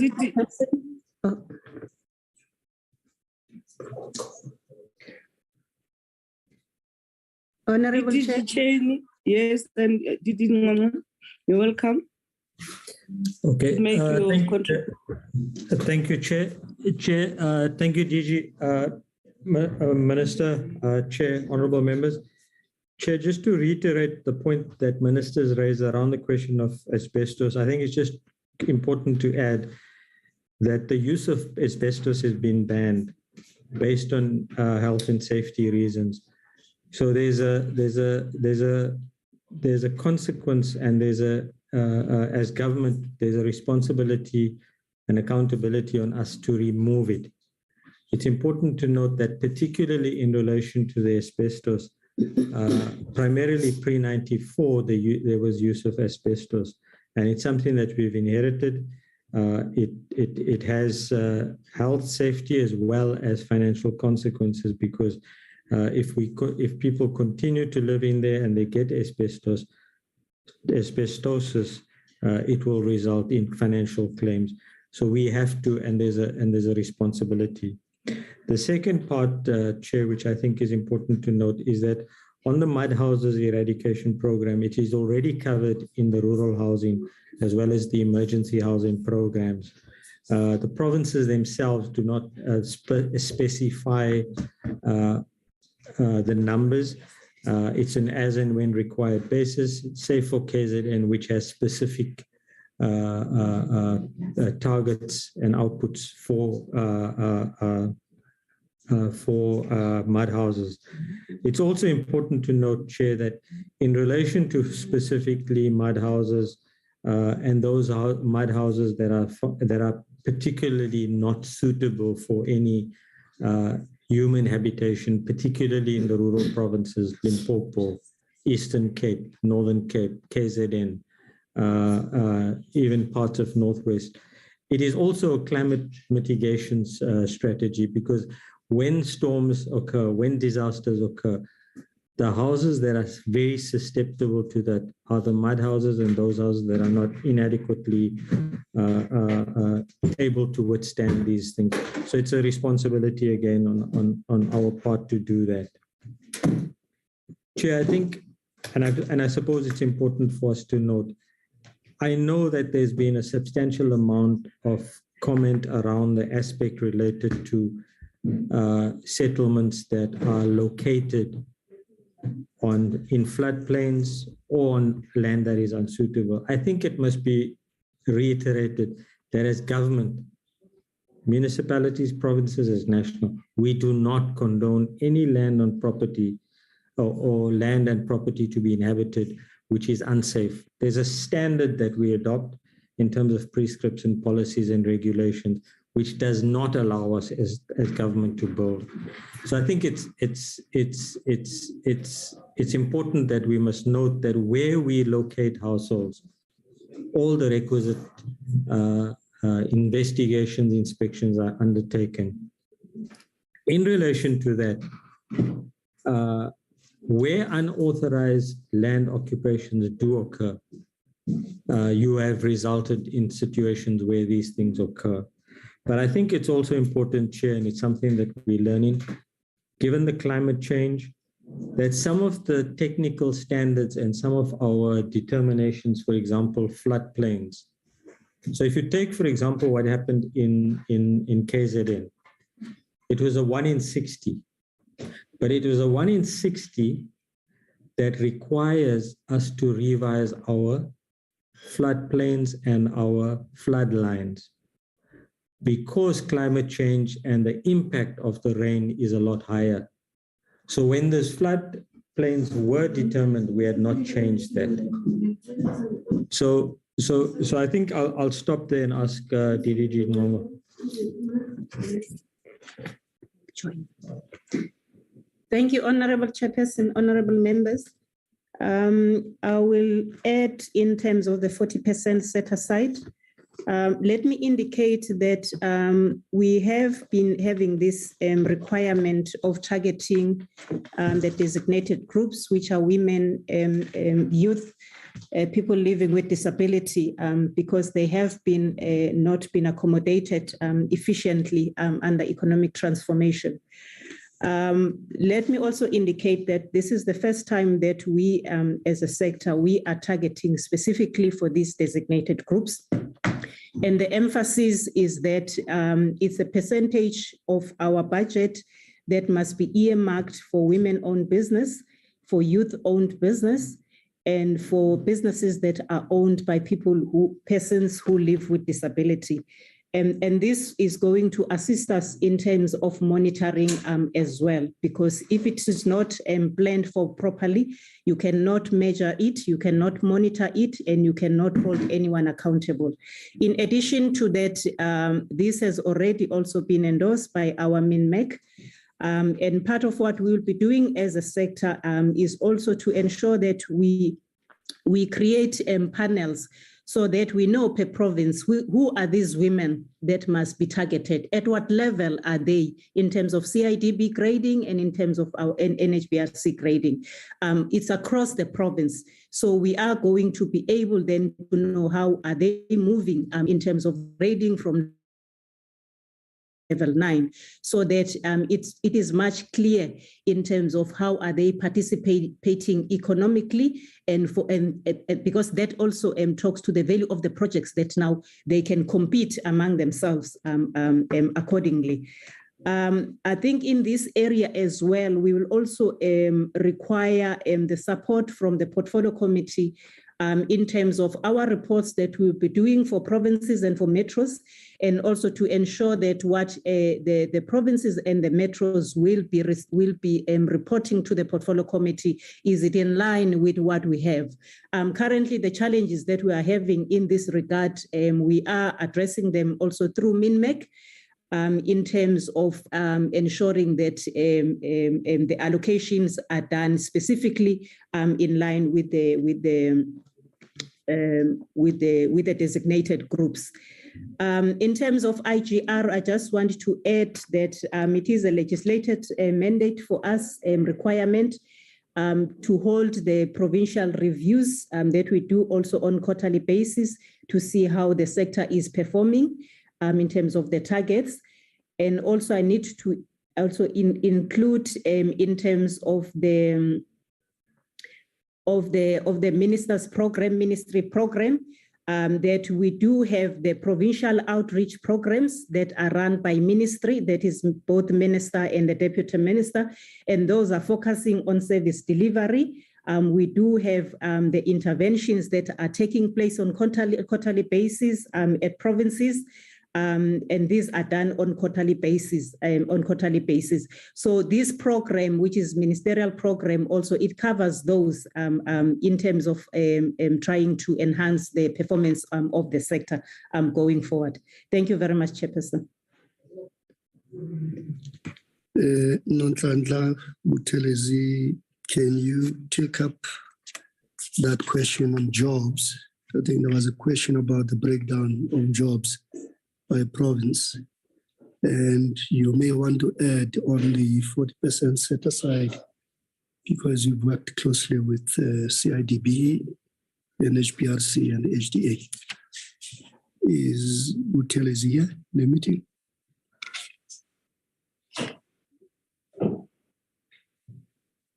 No. If not here, maybe let's move. We'll get back to that question and ask Lucy Bile to respond to the question about the budget. Thank you, DG. Honorable Chairperson, Honorable Minister, Honorable members of the Portfolio Committee, good day. I'll be taking through the questions that were asked regarding the increase in the budget. Chairperson, I've gone through to the actual document to try and find out the exact questions that Honorable Member Mukutu was asking about. When we look at page 70, 69 to 70, we are giving a breakdown of the operational budget, because on the presentation, we were only giving the budget per program. Bearing in mind that National Treasury, they give us these budgets. However, we need to sit down as a department and allocate them to all the programs. So when you look at the economic classification, yes, there is an increase, because last financial year, we're sitting at 923. This financial year, the operational budget is sitting at 945. So there is an increase from our allocation letter. And when we go down and check how much is the 945 coming out of the 33 billion. So for operational budget, we are sitting with 2.9%. So it's not a lot, it's 2.9. That is helping us to assist with the 32 billion of the transfers and grants. Then when you go down, I'm on page 70 now. That's when we are giving a breakdown. Member was asking about the departmental agencies and accounts. These are not consultants. They're sitting under transfers and subsidies. Because when you look at the transfers and subsidies, is the money that we are transferring, the operational grants for CISOs, for SHRA, their operational budget and their investments, and the HDA. So it's not necessarily the consultants, it's more on our entities because they're sitting under transfers and subsidies. Then when you go down to look at machinery and equipment, you can see that there's a drop. Yes, there's a drop because last year we budgeted more because that's when we started with the idea of working from home because we're amidst the COVID. Then we had to budget more money on procuring for the laptops so that most people are able to work from home. But you can see that now there's a decrease to go down because for this financial year, we have already procured all the resources that we need. So hence the machinery and equipment has decreased because we won't be procuring more. Because this equipment, we procure them and then they depreciate after 3 years. So from the budget side of view, you can see that there's a decrease. The decrease is caused that we have procured the laptops and the desktop and all the equipment that we need. And then now we are dealing more with the maintenance.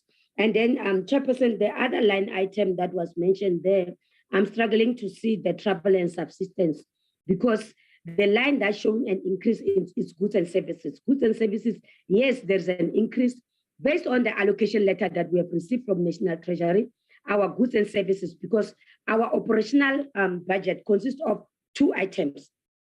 It's the compensation of employees is 410, and the goods and services, which is 534. So you can see that the goods and services have indeed increased from 512 to the 537. But this one is the increase that we have received, that is inflation agreed by the National Treasury.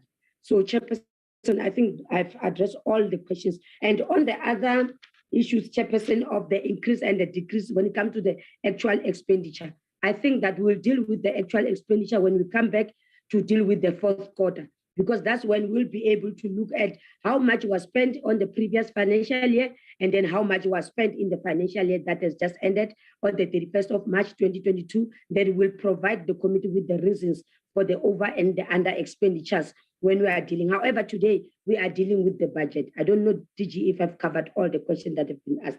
Thank you so much.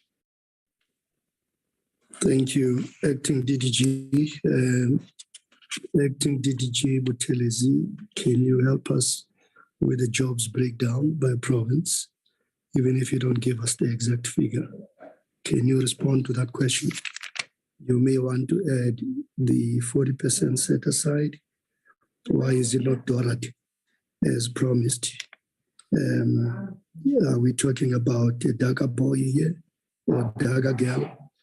Or are we talking about real professionals and real contractors? Please help us with those 2 questions. Thank you, DG. Good morning, Minister, Deputy Minister, Chairperson, and members of the Portfolio Committee, including the colleagues. I think the critical issue is around what may be the breakdown in terms of the targets for training. We have worked it out in terms of what we are going to create in terms of job creation. Overall for job creation, I think we've estimated it around 200,000 job opportunities that will create. When it comes to training, we've worked it out around 8,000 training opportunities. There is a formula that we are utilizing for job creation, which is prescribed by the Council for Built Environment and also the Department of Public Works, which calculates the budget and per million rand in terms of what we are likely to create for jobs. The same applies for training opportunities. There is a framework that is there, which makes us quantify the number of opportunities for training that we'll create. And I think the critical issue is that whatever that we have done in terms of the numbers, it's based on existing frameworks such as what has been what adopted, maybe not nationally at a UN level, which I think it's called the Transformation Barometer, which covers 4 aspects. One aspect, it talks to the housing opportunities that we provide, which is at a what maybe a different level. The other aspect talks to the pillar of training, like the question asked. The other one talks to what job creation opportunities created. And the other component, it talks to budgets that have been set aside. In terms of what we do, we are not only going to be looking at darker boys, like the question has been raised. It is a combination of what professional persons, the young graduates, those who are skilled, and those who are not even having any qualification, which gets computed maybe pay what a budget or pay a specific rates that will be determined in terms of those frameworks I've made a reference to. In terms of the set aside, I think we have a framework in the department which was adopted by MINMEC in the previous financial year around July, where we talk about the 40% that was determined or pronounced by the state president in terms of the sector being able to break it down such that we have a specific target for women, we have a specific target for youth, and the target for persons with disabilities, including military veterans. In our framework, we say 40% has to be allocated for women, but over and above that, there has to be about 15% that goes to youth. And part of what MINMEC adopted is that there should be an analysis that gets done by provinces based on the population dynamics, such that if a province has a high percentage of youth that is unemployed, the percentage can be varied, but the minimum percent is around 15%. For the persons with disabilities, we adopted the percentage of 5%. And for the other category, which will be military veteran, we also adopted the percentage of 5%. I think those will be maybe the breakdown, but in terms of the specifics per province, maybe this year I'll request that we go back to the office documents and be able to provide those numbers in writing. Thank you.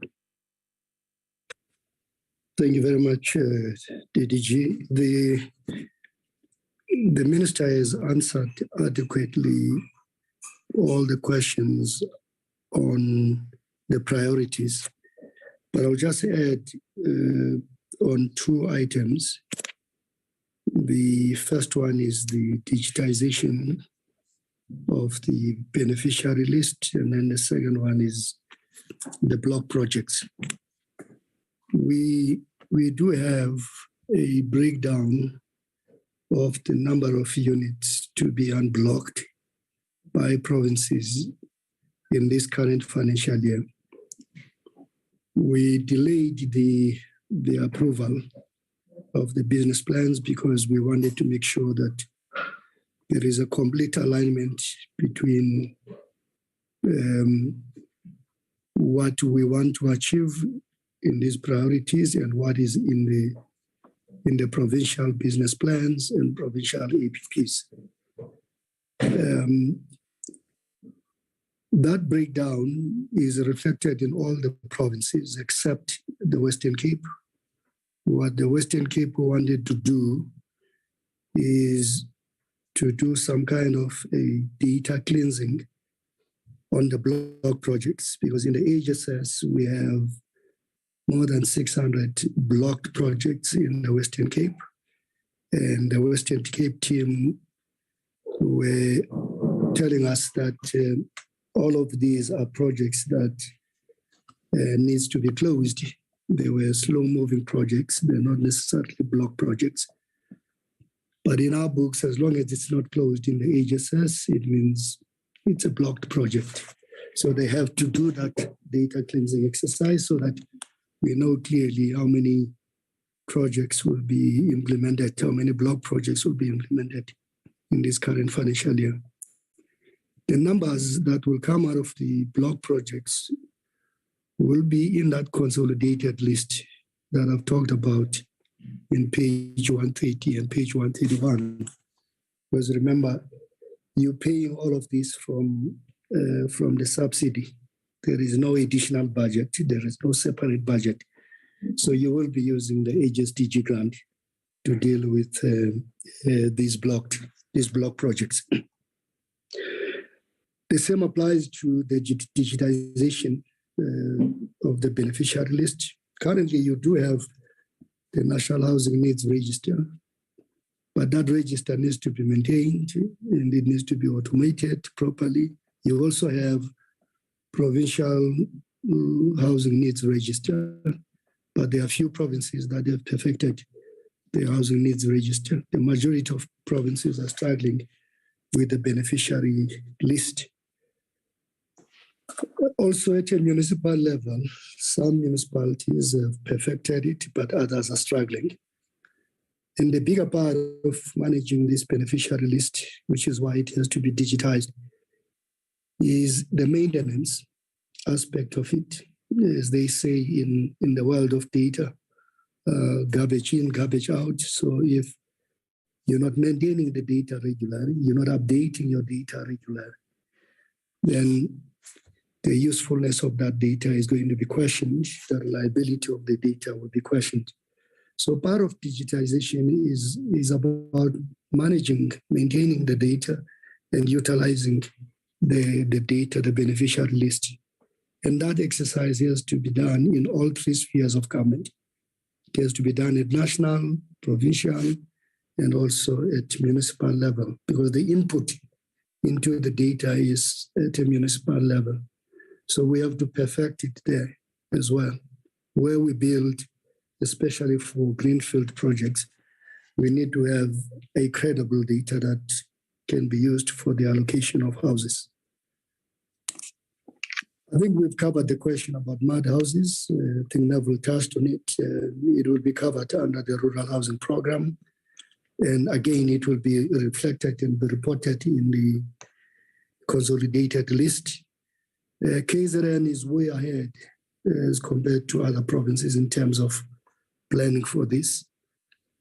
Other provinces are still packaging it.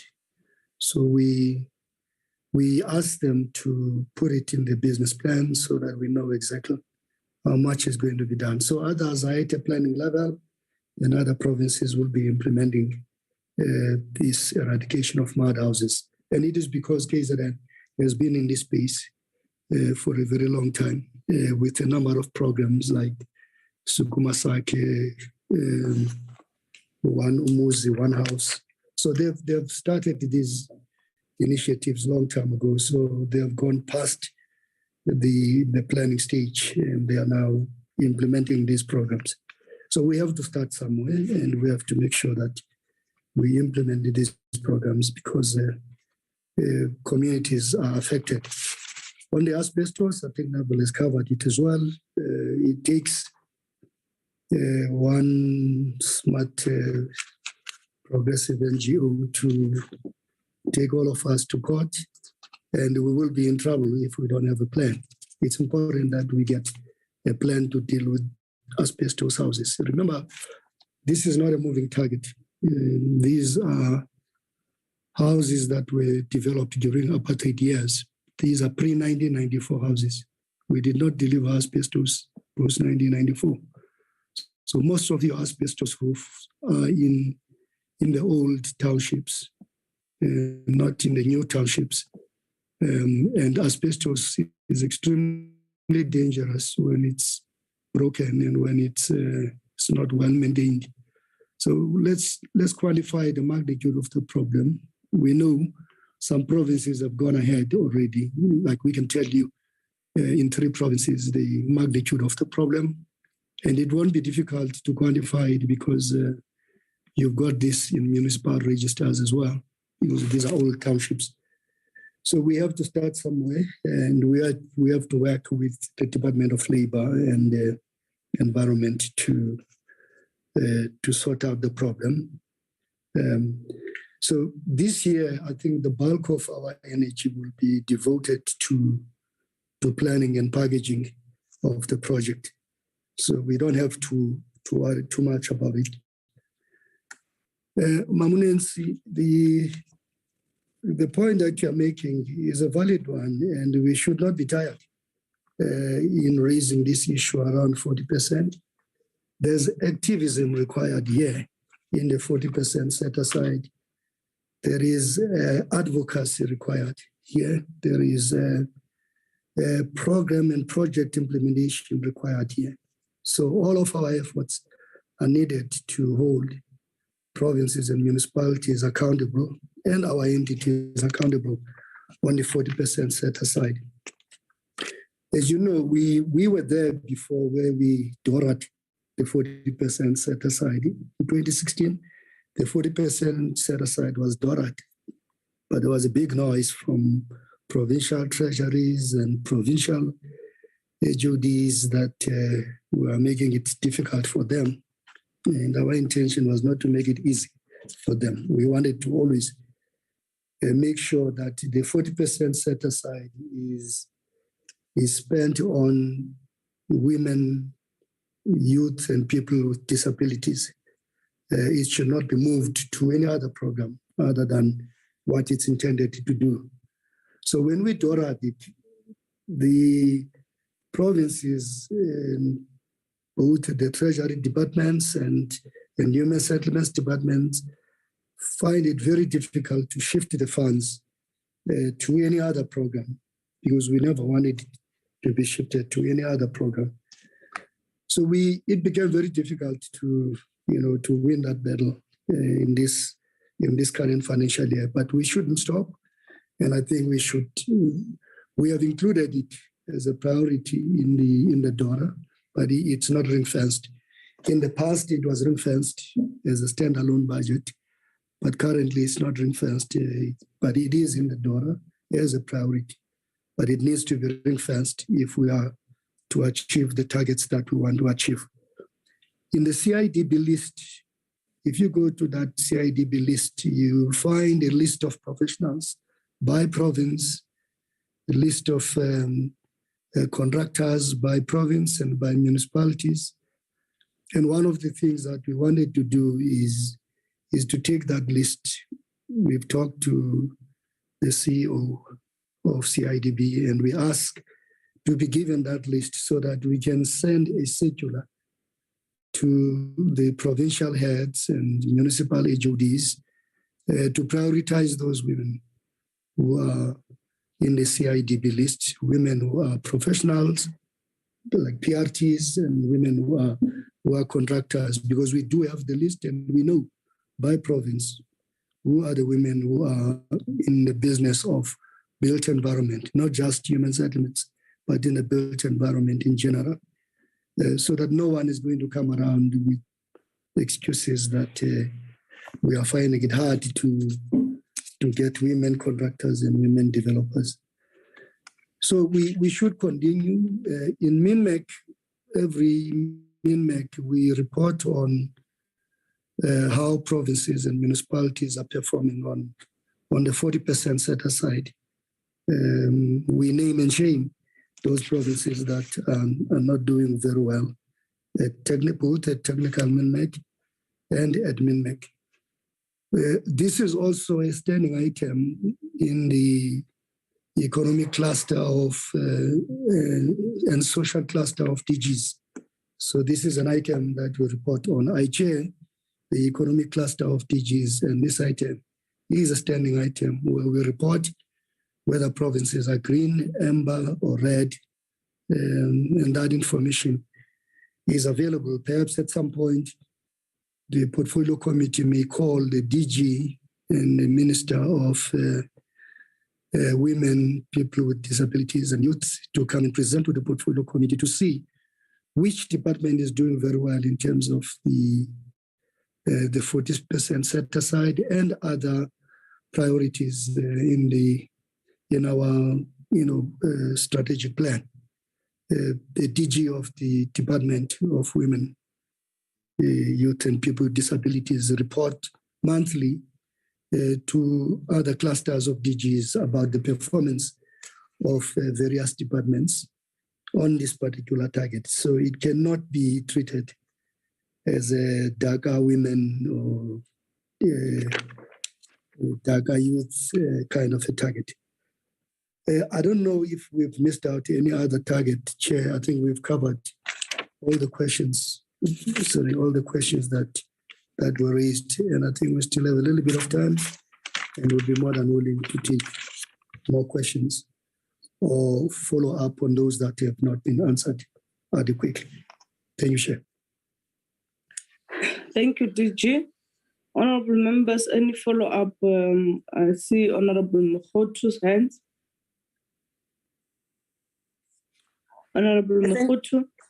Thank you, Chairperson. I would like to make a follow-up on some of the questions that I think were not adequately answered. One of the questions is, I needed clarity of the deadline for digitization of the beneficiary list. That one I was not given. And then another one which I was not satisfied of is that I think when the Department of Human Settlement allocate a budget for rectifying houses with asbestos roofs, they should be knowing how many asbestos roofs they are going to rectify. And then in their list of targets, they did not indicate how many houses they are going to rectify during this financial year, that is the financial year 2022 to 2023. I did not get joy out of the answer that they gave me. And then another question that I would like to add, since we still have time, which 6 mining communities are targeted for approved agreements? And then again, another one is, what are the reasons for the reduced allocation in the capacity building and sector support sub-program on Program 4? And then another one is, the allocation for compensation of employees has decreased from 13.3 million in the financial year 2021 to 2022 to 11.9 million in the financial year 2022 to 2023. This represents a real decrease of 14.38%. What are the reasons for this? Thank you, Chairperson. Thank you, Honorable Mokhotu. Honorable Mutseki.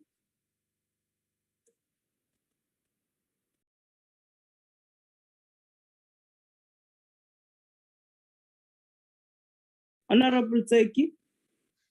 Hey, Chairperson, Sokola Kupresa. Thank you. You know, Comrade Chair, I'm not sure what is the right English I can use. But what I know is that don't fix something if it's still working.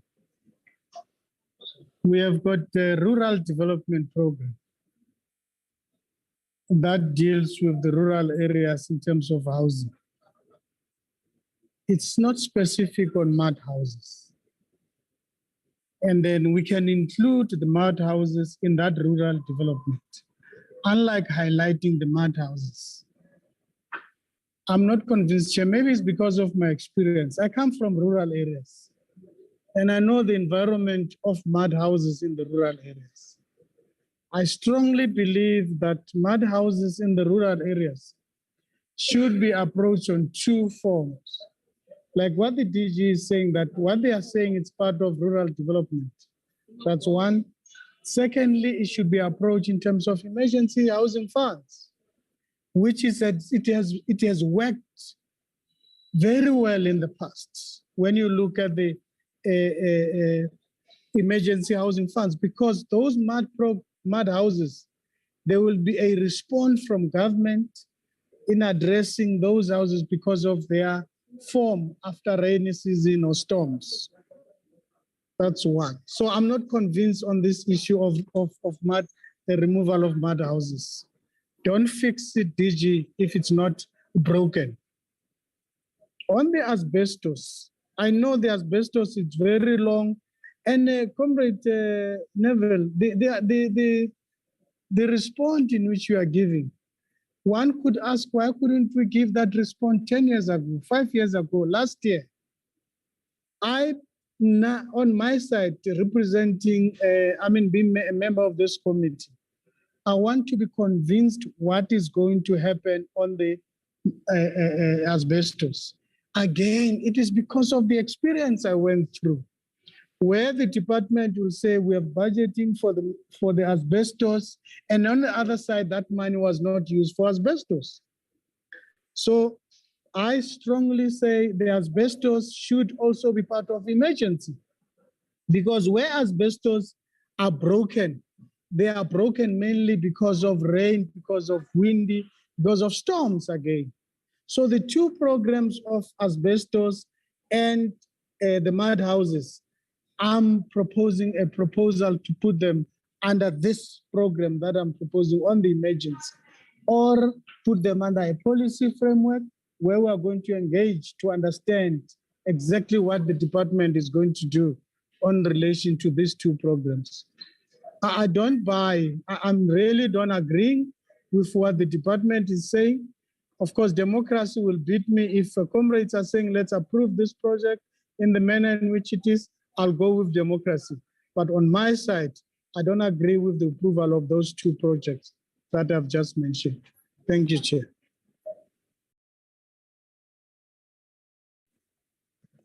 Thank you very much, Honorable Zeki. I don't see any other hands. DG, the issue that I've raised on the illegal occupation of houses and land that we have secured on purchases for the purposes of development. How do we handle it? And the illegal selling of RDP houses before the 8 years of as stipulated in the Act, and the illegal occupation in general, areas that we played oversight on. There are a lot of areas where before even the project can be finalized, people went into those houses, and similarly government is just leaving them to stay in those areas without actually following the policy processes, and which then becomes a problem for those disciplined, loyal citizens who are respecting government processes. I want to understand what is it that government is going to do to make sure that this thing doesn't proceed, where it has happened, what are you doing to remove those people into those houses, whether through the courts or whatever, and those that are perpetuating this illegal conduct, whether we are taking them through the legal processes for them to answer for creating havoc in the country. So those are the issues that was not answered as we respond to the issues. Let me hand it over to Chairperson. DG. Let me see. Chairperson. Honorable Mokhotu. Please, I have one last follow-up, which I did not ask, and I need clarity on it. It's that of the unblocking of blocked projects. We need to know which blocked projects are going to be unblocked, and in which provinces is this going to take place, and in which municipalities this is going to take place, and how many of them are going to be unblocked. And when, again, if we speak of these blocked projects that are now going to be unblocked, I'm specifically talking about, the projects that are going to be unblocked during this financial year, which is 2022 to 2023. We need to know exactly in which municipalities is this going to take place, and if possible, they can even, provide us with the wards where this is going to take place. And are we going to start unblocking projects that have been, blocked maybe last year or year before last, or are we going to start with those projects that have been long? I'm not even sure if they've been long blocked since 2014. If you come to Moses Kotane, we do have such, incomplete projects. So I need to know exactly when this project that I'm speaking of going to be unblocked. Thank you, Chairperson. Thank you very much, Honorable Mokhotu. Honorable Sehloi.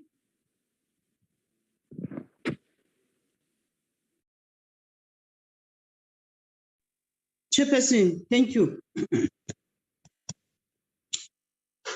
The country is well invaded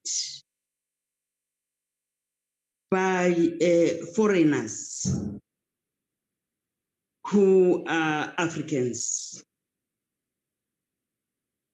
And in that, they have... And why they are Africans only? Let me get to my point, Chair. You will get to know why I'm saying so.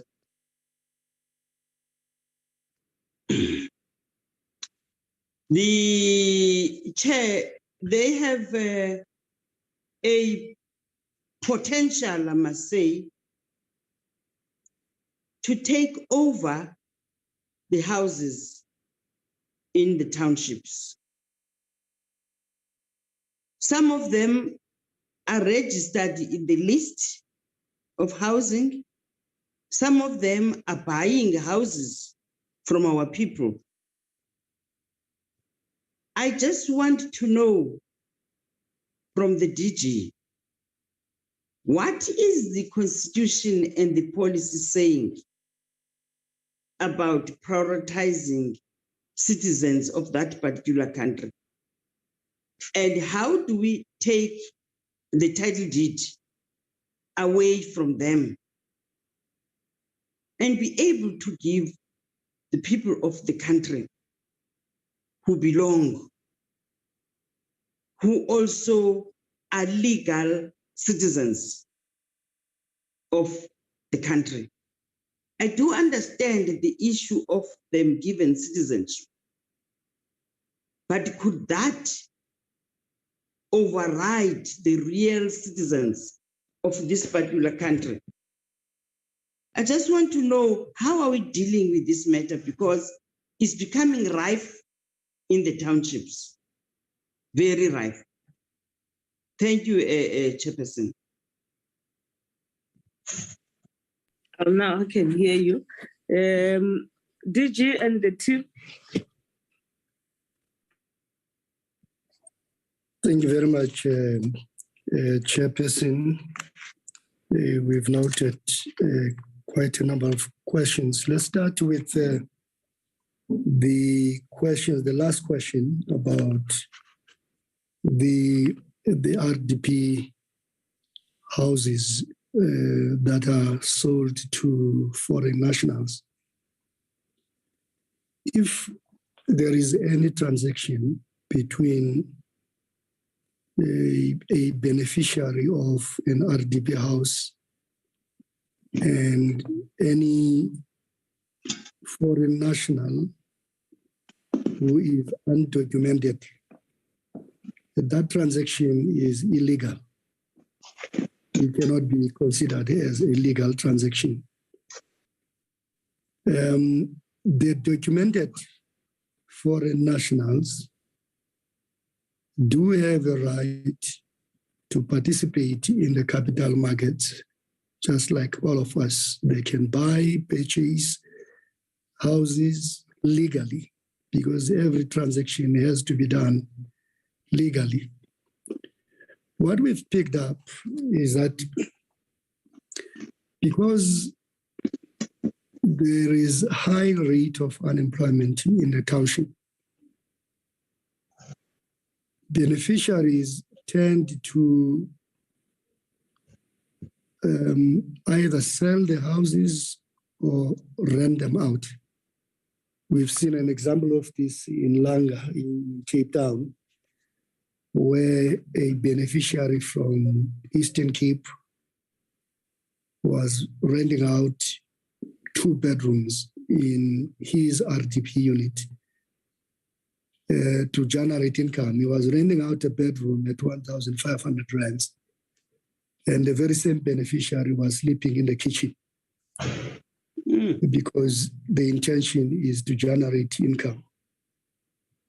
We've seen it as well in other townships where you find that you have foreign nationals who are using some of these RTP units as spaza shops. All what we need to do is to verify whether that transaction is legal. We were told, but we've never verified this.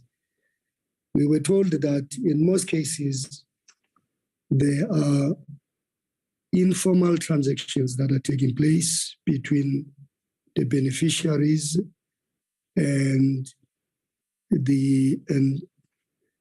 other buyers, not just foreign nationals, because there are instances where you have, for instance, teachers, policemen, who are finding it very difficult to buy houses in the market because they don't earn enough to buy, decent, affordable houses. They end up buying the RTP units or the BNG units and renovate them and rent them out to a number of people. So the environment is a little bit more complex because we're not providing enough affordable housing to those who are not earning enough to get bonds from the banks, but are earning more than enough to get subsidies, full subsidy from government. So they end up buying the stock that we are providing to those who earn less than 3,500. So it is a complex environment, but please bear in mind that the other part of this, the other complicator, so to speak, of this whole arrangement is that in most cases, people come to the cities not so much looking for a house because they have beautiful houses in the villages where they come from. Earlier, we talked about mud houses. We have beautiful mud houses in some of the areas where people come from, in Eastern Cape, in Limpopo, even in KZN. We also have cement houses. So people don't come to the cities looking for a house per se, but people come to the cities looking for an income. Because if there's one thing that they do well is to build houses for themselves. So in the priority list of basic things that people want to do when they get to the cities, income generating is number one, which is why once they get a house, the first thing that they do, they rent it out. We did a study in 2008 in Danone, next to Milnerton, so where we picked up that almost 50% of the units that were given to the people of Danone in 1999, those houses have been sold out or rented out to other beneficiaries. So I think it's important to verify that because it could be that we are also passing policies that we are not able to implement or enforce ourselves. Because one of the requirements of the preemptive rights clause is that you are allowed to sell within the 8-year period, but you sell to government first. In other words, government has the first right of refusal. You don't sell to anyone else. So you are allowed, when you get a house, to sell that house. But you must start with government. And if government says no, well, you can sell it to anyone, then you get granted that permission to sell it to anyone. But the capacity to administer that selling by government is a challenge on its own. I think there are few provinces that have perfected the implementation and the enforcement of the preemptive rights clause in the Housing Act.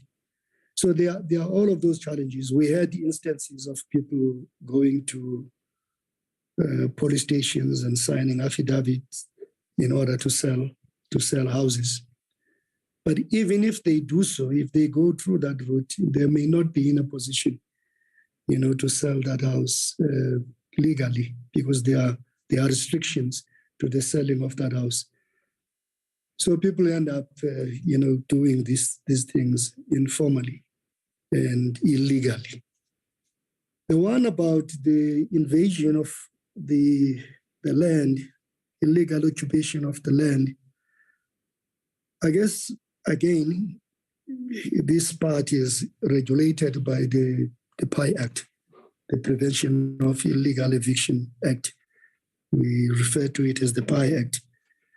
So it talks to the enforcement of bylaws, because if invasions are happening, it says a lot about the capacity of the municipalities to enforce bylaws, because illegal occupation of land in a municipality should be dealt with through the municipal bylaws. So that's one area that needs to be strengthened. You can see which municipalities, which metros are doing very well in this area and which ones are struggling in the area of illegal occupation of land. The courts are saying we must not call it illegal invasion, we must call it illegal occupation. So there's that area, we grappled with it during COVID. I'm sure you have seen a significant number of informal settlements mushrooming in most urban centers during the COVID period, because the municipal police or the municipal law enforcement agencies struggled to deal with this part, together with the provincial and national and law enforcement agencies. So it is an area that requires our attention. Let me go to the question about the unblocking of block projects. It's a fair question, and we will be able to provide that information to you by province. I think earlier I did answer the question that we have the information. We didn't break it down by province, but if you look at the consolidated figures in page 130, 131, it covers the unblocking of block projects. In other words, the units that we are contracting for there, whether it's service stands or it's top structures, it will cover this part because it is already in the consolidated list. Then the question is, why are we not treating these other two programs, the asbestos and the mud housing, the eradication of mud houses? As you know, we do have a program called EHP in the 17 programs that we are administering as human settlements. And the EHP is more flexible than the emergency grant that we administer when there is a disaster. The EHP can go into the provincial business plan, and we allow provinces to decide which program they would want to use. They can use EHP to deal with the eradication of mud houses. They can use PHP, the People Housing Process Program, to deal with the eradication of mud houses. I don't know if you have looked at some of the mud houses that we have visited, especially in KZN, Chairperson. Maybe we should share the pictures, because those houses are worse off than your informal settlements that you would find in urban areas. They're falling apart, and I think Minister, in answering this question, made a point that some of the mud houses that were affected by floods in KZN are the mud houses that are being prioritized right now as we speak. We have 13,000 houses that were affected by floods in KZN, and most of those are mud houses.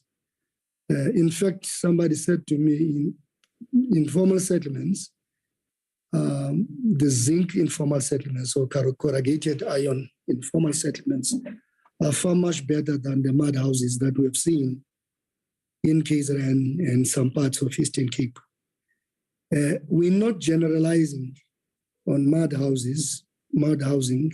We're talking about specifics.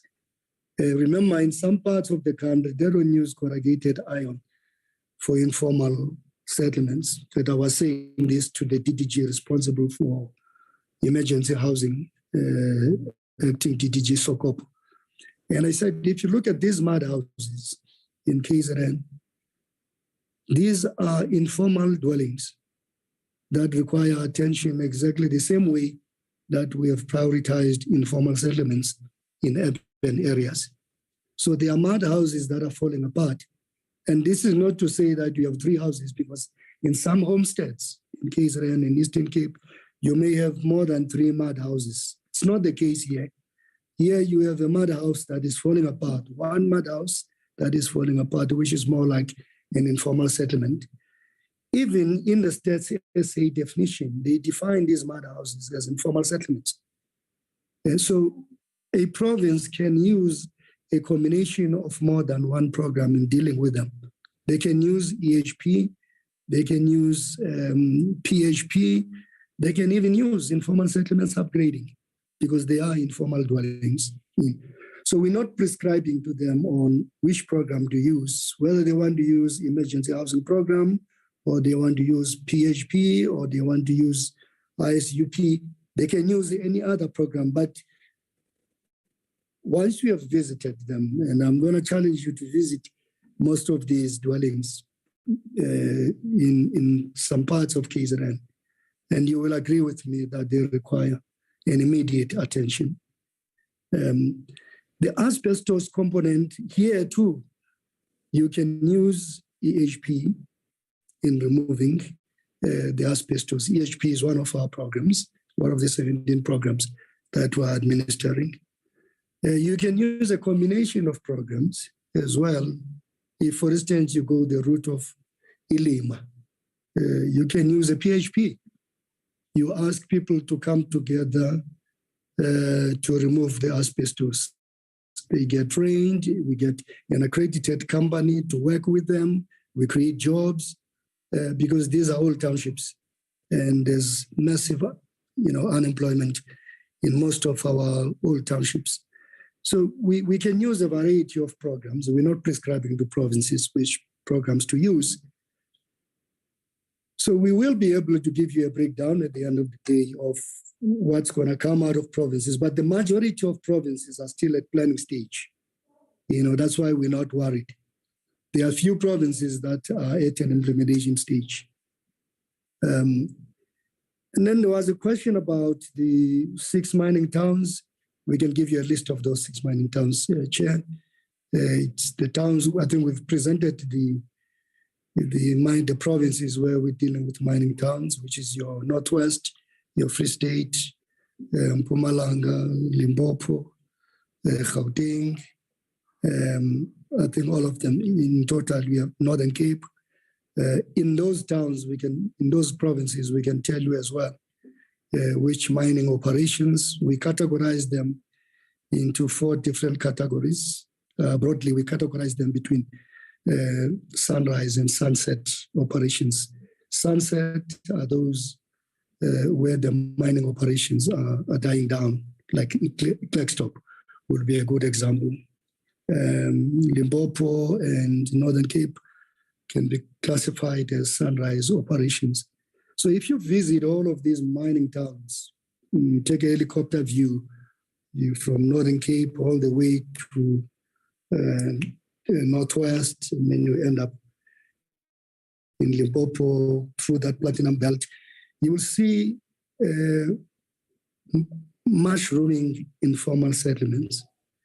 You have a significant number of mine workers who go 3 kilometers into the belly of the earth, but they stay in unserviced informal settlements. So what we want to do with big and small mining operators is to get into contracting arrangements. Maybe DDG, Butelis can come in here. We want to get into some kind of a service level agreement with them, or MOU, Memorandum of Agreement with these mining operators, so that we can solve that problem, provide bulk infrastructure, provide housing. There are good examples, examples from Stillwater, Sibanye, examples from Royal Bafokeng of units that they have developed so far. So we want to partner with them, Anglo as well. Anglo has financed some of the developments in Rustenburg. So we can share with you some of the examples, Chairperson, and on the mining towns, the areas that we're targeting. The deadline on digitization, well, in this current financial year, what we've budgeted for is, if you like, we may not be able to execute the entire program, because remember, we don't have all the budget in the world. In fact, we were talking to National Treasury last week to allow us to top slice a portion of the grant so that we can finance this program once and for all. Currently, we will be able to deal maybe with the national component this year. And then in the next financial year, the minister made it clear that this is a 3-year program. It's not a once-off program. So this year we have to get our processes right at a national level. We have to get it, do the feasibilities. We've already procured the services of individual contractors, specialists in ICT, because the bigger part of it is about business processes and ICT. So that part will be taken care of this year. Maybe the hardcore ICT component, the systems component, will be taken care of in the next financial year, because we have to secure the budget. We can't implement the program without securing the budget. So this year it's not going to cost us much, because this year is a planning year. It may cost us more in the next financial year, but we will budget for it through the MTech, which is starting now in June. The MTech process, which is the budgeting cycle for the next financial year, will start now in June. So we will submit for the budget prioritization. But this year, it's more about planning, it's more about getting what is there, and also getting all the specialists who will be driving this program for us. It's not a small program, it's a huge program, because it means that we need to perfect the digitization in provinces, in all 9 provinces and 8 metropolitan municipalities. So it is not a small project, but this year, if you like, you could say it is a feasibility planning year and budgeting year, this current financial year. Next year, maybe our implementation year, because we have not secured the budget for this project. It is going to cost us. It's not a small project, but it will solve all of our problems around the beneficiary list. I don't know if Lucy wants to answer the question about compensation of employees and the reduced targets in Program 4 can be answered by Kolani, because DDG Ngongo is no longer in the meeting, or anyone can answer that question. And any other question that I have not been able to answer. Thank you very much, Chair. I will pause there for now. Thank you, DG. Thank you, honorable members. I will respond to the budget questions. I'll start with the increase in why there's a decrease on the compensation of employees in program 4.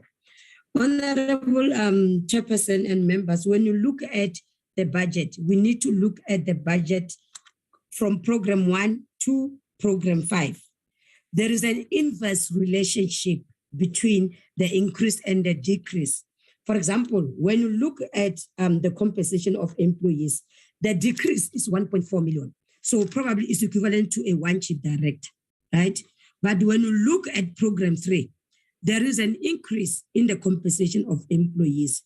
When you go down further and look at capacity building, because the next question was the decrease in the capacity building and sector program in program 4. Even this one, there's an inverse relationship. When you look at program 3, which is the informal settlements, you will see that as a department, we are now prioritizing informal settlements. Hence, the capacity building and the sector program has increased. The budget thereof has increased. When you go to program 5, you'll also pick up that capacity building in program 5, which is your page 76, 77, 78, you will see that the budget there on program 5 is increasing because program 5 is dealing with affordable housing. We are putting aside to deal specifically with FLISP, and we are prioritizing the gap markets. Then you can see that even the budget there, it is increasing. So there is an inverse relationship between all the programs. You'll see that when one budget moves from one another, it moves and it's similar with our priorities. So you'll see that where there is a decrease, which is program 4. Program 4 is rental and social housing. You can see that in that capacity, we are talking about the SHRA. However, when you look at the others, program 3 is to informal settlements, then there's going to be an increase. When you look at program 5,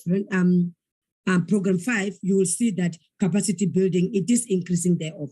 So it shows that where the priorities are at, the goods and services and the compensation of employees is where the department is putting more emphasis on it. So the priorities together with the budgets, they go hand in hand. Honorable Mukoti, I think I've answered your concerns regarding the decrease and the increase in the budget in across the programs. Thank you, Chairperson. Chair, can I ask DDG Buthelezi to give the specifics on the mining towns with mining houses we're going to sign SLAs or MOAs with by province? We've got that information. I can ask DDG Buthelezi to go through it quickly.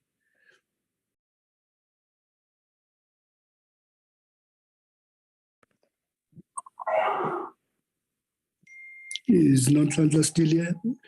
Yes, maybe let me do it quickly. Oh, okay. Okay.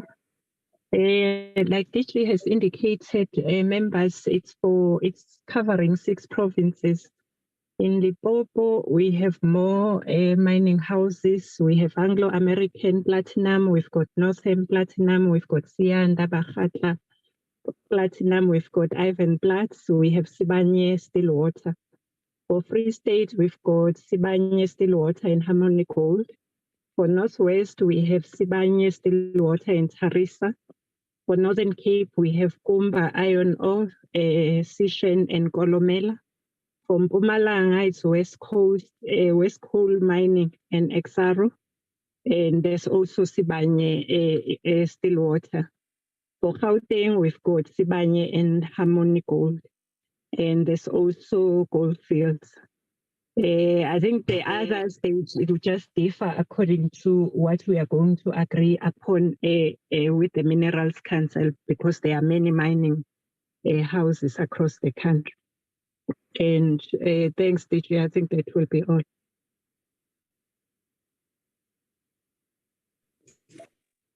Chairperson, I don't know if we've missed out any other question. I think we've covered the question about the deadline on digitization, the unblocking of block projects. The breakdown will be in the business plans of provinces, which will be presented to you. Those plans will be signed off on the 29th of April by the minister.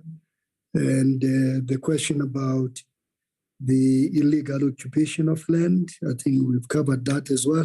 Safe to say, Chair, that This part is regulated by the PI Act. The trick is to move as quickly as possible. If people invade today, you need to move within 48 hours and get an eviction order so that you don't evict them illegally.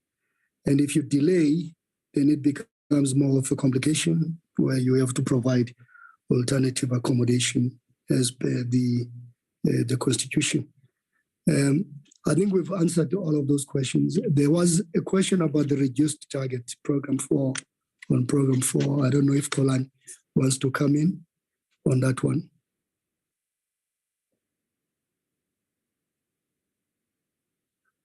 DG, with your permission, can I request Ipeleng to deal with that, DG, because it involves the consolidated sector indicators.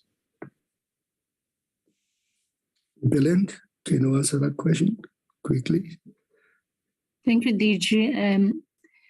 With regard to the breakdowns, I think it is related to more of what you have already indicated, DG, to say most of the delivery targets which members have asked about with regard also to provincial breakdowns. There will be an annexure to the APP because it is a requirement of the planning framework that our APP will contain what we will be focusing on, and all the delivery numbers will be an annexure to our APP. We were just waiting for all provinces to table their APPs. And for now, we were still waiting for KZN to table. Then immediately, we will consolidate all those breakdowns as per consolidated indicators and provide them as an annexure to the APP. Thank you. Chairperson, I think we've taken care of all of those questions. If there are questions that we have not answered, please feel free to direct us to those questions. Thank you very much. Thank you very much, DG, and your team. I think you have responded to all the questions that were asked. I don't see any other hands for any further follow-ups. I'm going to give the DG. There's my hand, Chair. It's a new hand. Oh, I don't see it. I don't know. On my, Sorry, on Chair. my Yes, no, I see on my side as well. It's not up, but I pressed on top of the up. I don't know what happened. Okay. No, Chair. I give you a chance, and then we'll then give DM Chwete before he lost the network to make his input and welcome her into the meeting, and then we close our meeting. You can proceed, Honorable Tseki. Yeah, Chair. Tseki, sorry. Mine is quite short, Chair. It's just to, you know what the DG have just said on the invaded land and housing, Chair, to say 48 hours. The question could be, on areas where the department knew about this invasion and the department did not respond, what will be the outcome of that? Would it be automatically that those people are in those houses now legally, or is there contestation of legal processes, maybe to present mitigation on why the department could not evict those people? And secondly, Chair, because there are so many invaded houses and land in which the department was aware, but they never acted. In our visit in Gauteng, Chair, you remember when we were moving around, on how many of such reports we have received. And what is the department doing about that? No consequence management. The money goes to the drain, in other words, because you'll find many of those people there, they were not even qualifying to get those houses, but they are in those houses because we failed to make sure that we respond to the agency of that invasion. It's a comment, Chair, but I think the DG can also comment, but it's quite worrisome on my side. I feel that in some instances, thank you, Chair.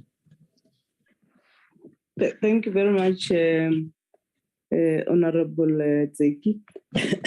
I think maybe it will be fair that we should then ask DG to prioritize these things in their MINMEC, and then they must actually bring the response in terms of what they are doing to remove those people who have occupied houses that does not belong to them, and then and even those that are selling these houses illegally will need that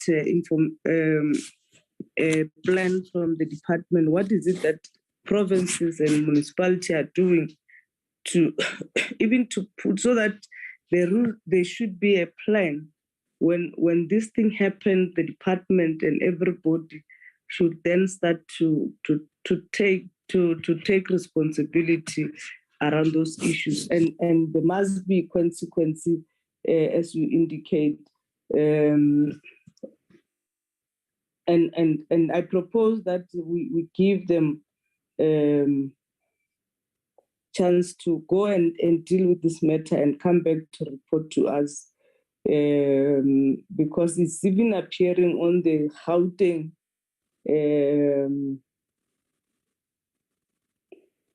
Gauteng Oversight report that they have to deal with that. There must be, government must go and fight. If they had to go through legal battles, they must go and fight it and make sure that they win this battle. And people who are who have applied houses, they must be able to benefit out of the program. We cannot have a policy that encourage criminalities to happen and people then move scot-free on those things. It's unacceptable. It should not be accepted by anybody. So let me give Honorable DM to close. Good afternoon. Good afternoon, Chair. Good afternoon.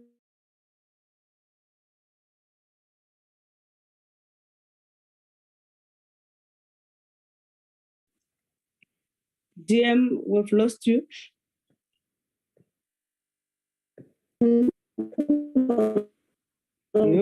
Members,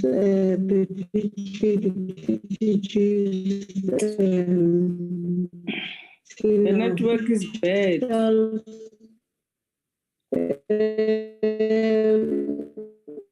DM.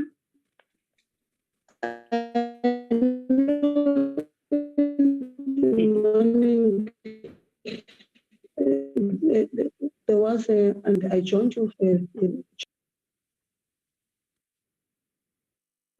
The system kicked her out.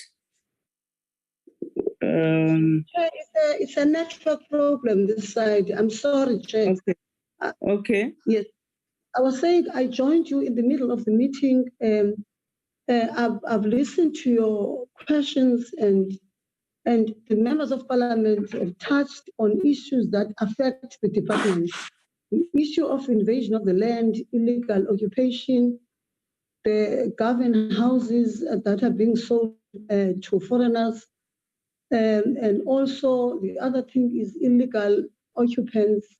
And one thing that I would like to raise with the members of parliament is that even those, I want to make an example of is it N2 Gateway?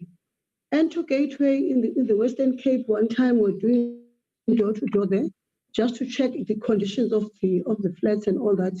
We found many of people that were in those houses are foreigners. And that is why we have a serious problem of informal settlements, because people, you build them houses, they rent out those houses, and then they go again queue and go and join the informal settlements. Some other issues we need to come together, all of us, like municipality must come in, because in some areas the land belongs to, it's a private land, it's not land. And also public works has a role to play because some of the land belongs to them. So it's a challenge that needs to be looked at by various departments, this issue, because it's quite serious. I want to agree with Honorable Shikhlai and the Chair. And also, Chair, we've been trying to actually deal with these problems. And I know that the other problem that I always tell the officials, that other problem that we do is to build houses without beneficiaries. I was surprised in Free State that in the office where we went, the HOD is keeping title deeds that are more than 2,000 in the office. And I asked why. He said to me, no, it's because politicians, they say, I can't issue out. I said, yes, you can't issue out. It must be issued by the MEC, the mayor, or whoever.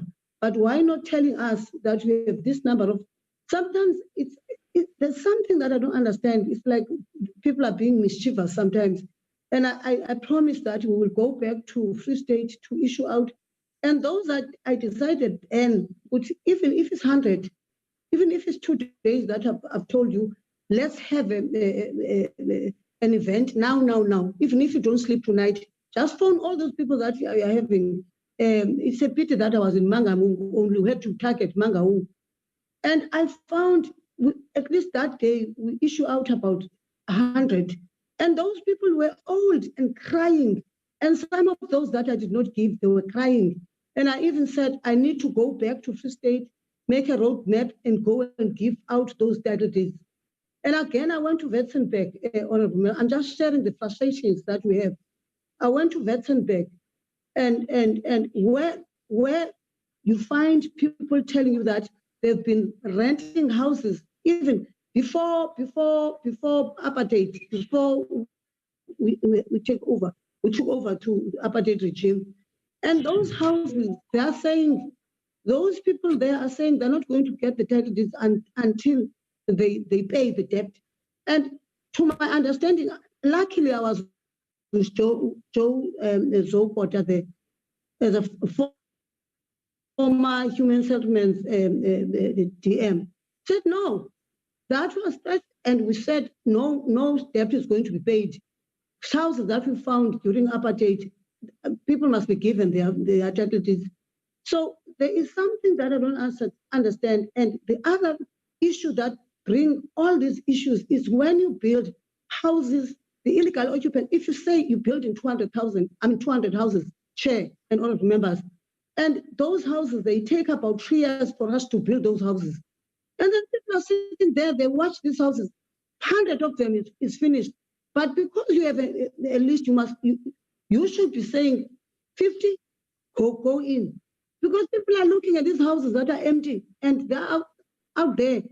And there's no monitoring of municipalities. Themselves, municipalities are creating problems for us, because municipalities, when they have a list of beneficiaries, when they build houses, because some houses belong to municipalities, they are supposed to be calling the people and say, here is your house. And I was even saying, Chair and the honorable members, why don't you set aside, once you have a set aside, once you have a set aside, you give a person a set aside and say, this is your house, look after it. They will be there, and then there will be no material will be stolen, because the person will look after his or own site. But I've been trying to, talk to these municipalities that we should do that. I think also COGTA must come in this issue of illegal occupants. And I think I'm trying to say what we are raising, honorable members, is a challenge that we are faced with. We should not hide it. It's the challenge that we are facing is that we cannot fight it alone.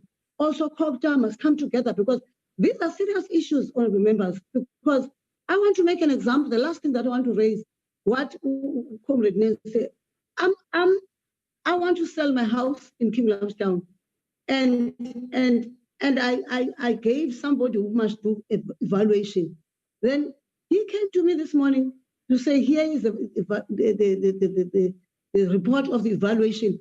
But the market, unfortunately, it's the foreigner. They are ready with the money. And I thought, man, should I give my house, Steve house, to the foreigner? I'm sitting down there, I'm stuck. And all the houses here are bought by foreigners. My neighbors are foreigners. So my children are saying, they are not safe here, ma'am. You better live here and go and work. And maybe there's no place which is safe. You will go and then find. So, because they have cash, they buy cash houses.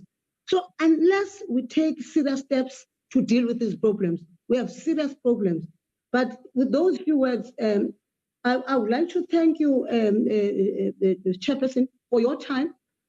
Thank you, GC, for the responses, and check all the team from Human Settlements. And also thank the members of parliament for the standing job. We're not taking light. All what you're saying, you're advising us. And all the issues that you raise, it's not something that are out of order. Those are the challenges that we're faced with. And we need to come together to deal with these challenges. With those few words, Chair, thank you very much. Thank you very much, TM. We want to take the opportunity to thank everybody that have attended this meeting. And let's go back, DG and the team, to tighten up some of these issues and improve on the work that we're doing so that we're dealing with the opportunists that want to make or want to make government useless, because any country which does not implement these laws, then it becomes a chaos. We have a responsibility as members and public servants to make sure that legislation that are passed by this parliament are implemented. And we have to work with our people to understand why certain decisions are taken is for their interest. These are you'll be doing all, even when you remove people, it should be in the understanding that you are doing for their betterment of their lives, because if there is no order, even those that they've got the house, sometimes they'll be removed through gunpoint in those RDP, and our people should feel safe in their country. And then let's work with all other stakeholders, make sure that we stop this illegal occupation, illegal occupation of land, illegal selling, and all those things. Our people must understand why government has come up with this program to build houses for them. It's for their betterment and for them understanding where we come from. That there should be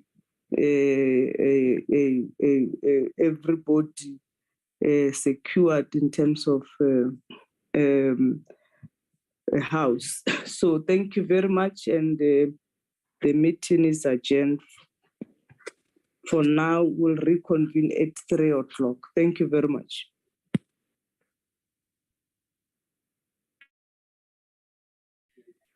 Thank you, Chair, and goodbye.